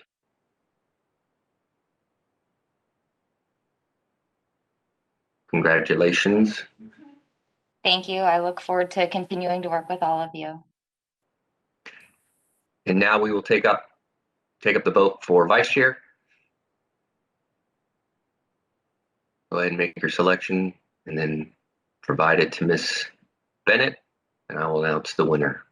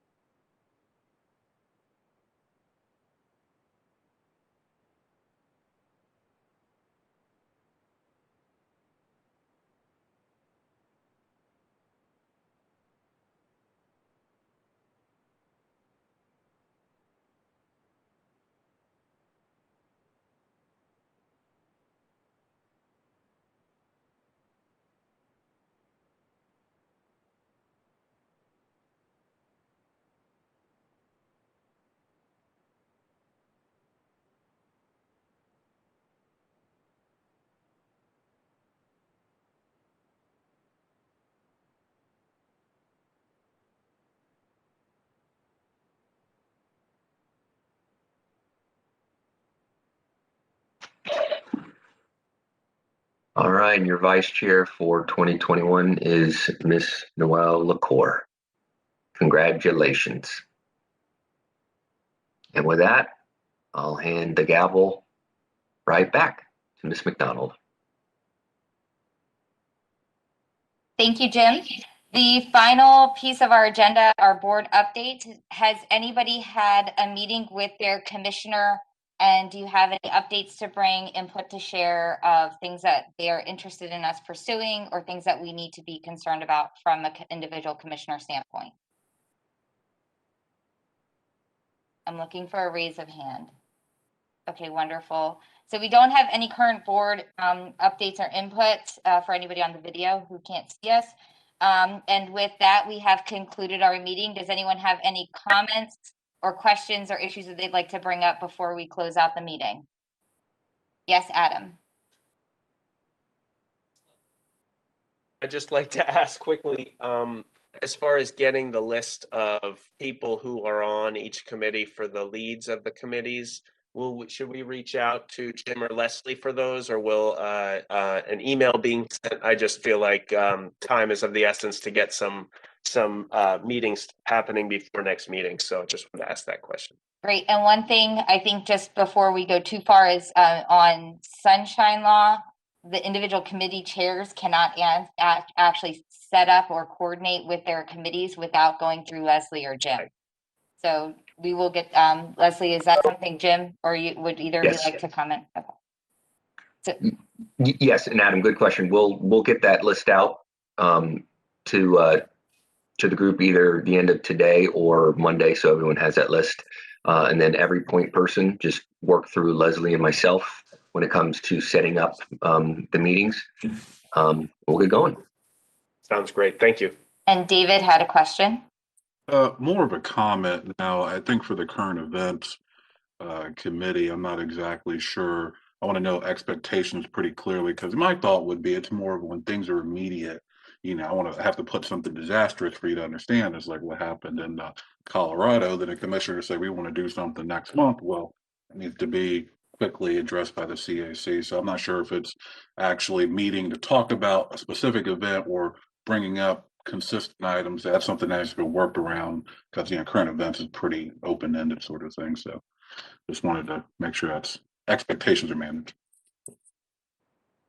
Okay, so my thought process on this would be if there is a current event that we think that committee should be addressing, that we would submit that to Jim or Leslie, and then they would reach out to you in order to coordinate either a meeting, a virtual meeting or something at that time to go forward and come up with the device, the plan to present to the group, if that works for you. Okay, wonderful. So that would be how we should do it. Wonderful. Well, with that, if there are no other issues, questions, or concerns, our meeting is adjourned. It is 10:50. Thank you all for attending.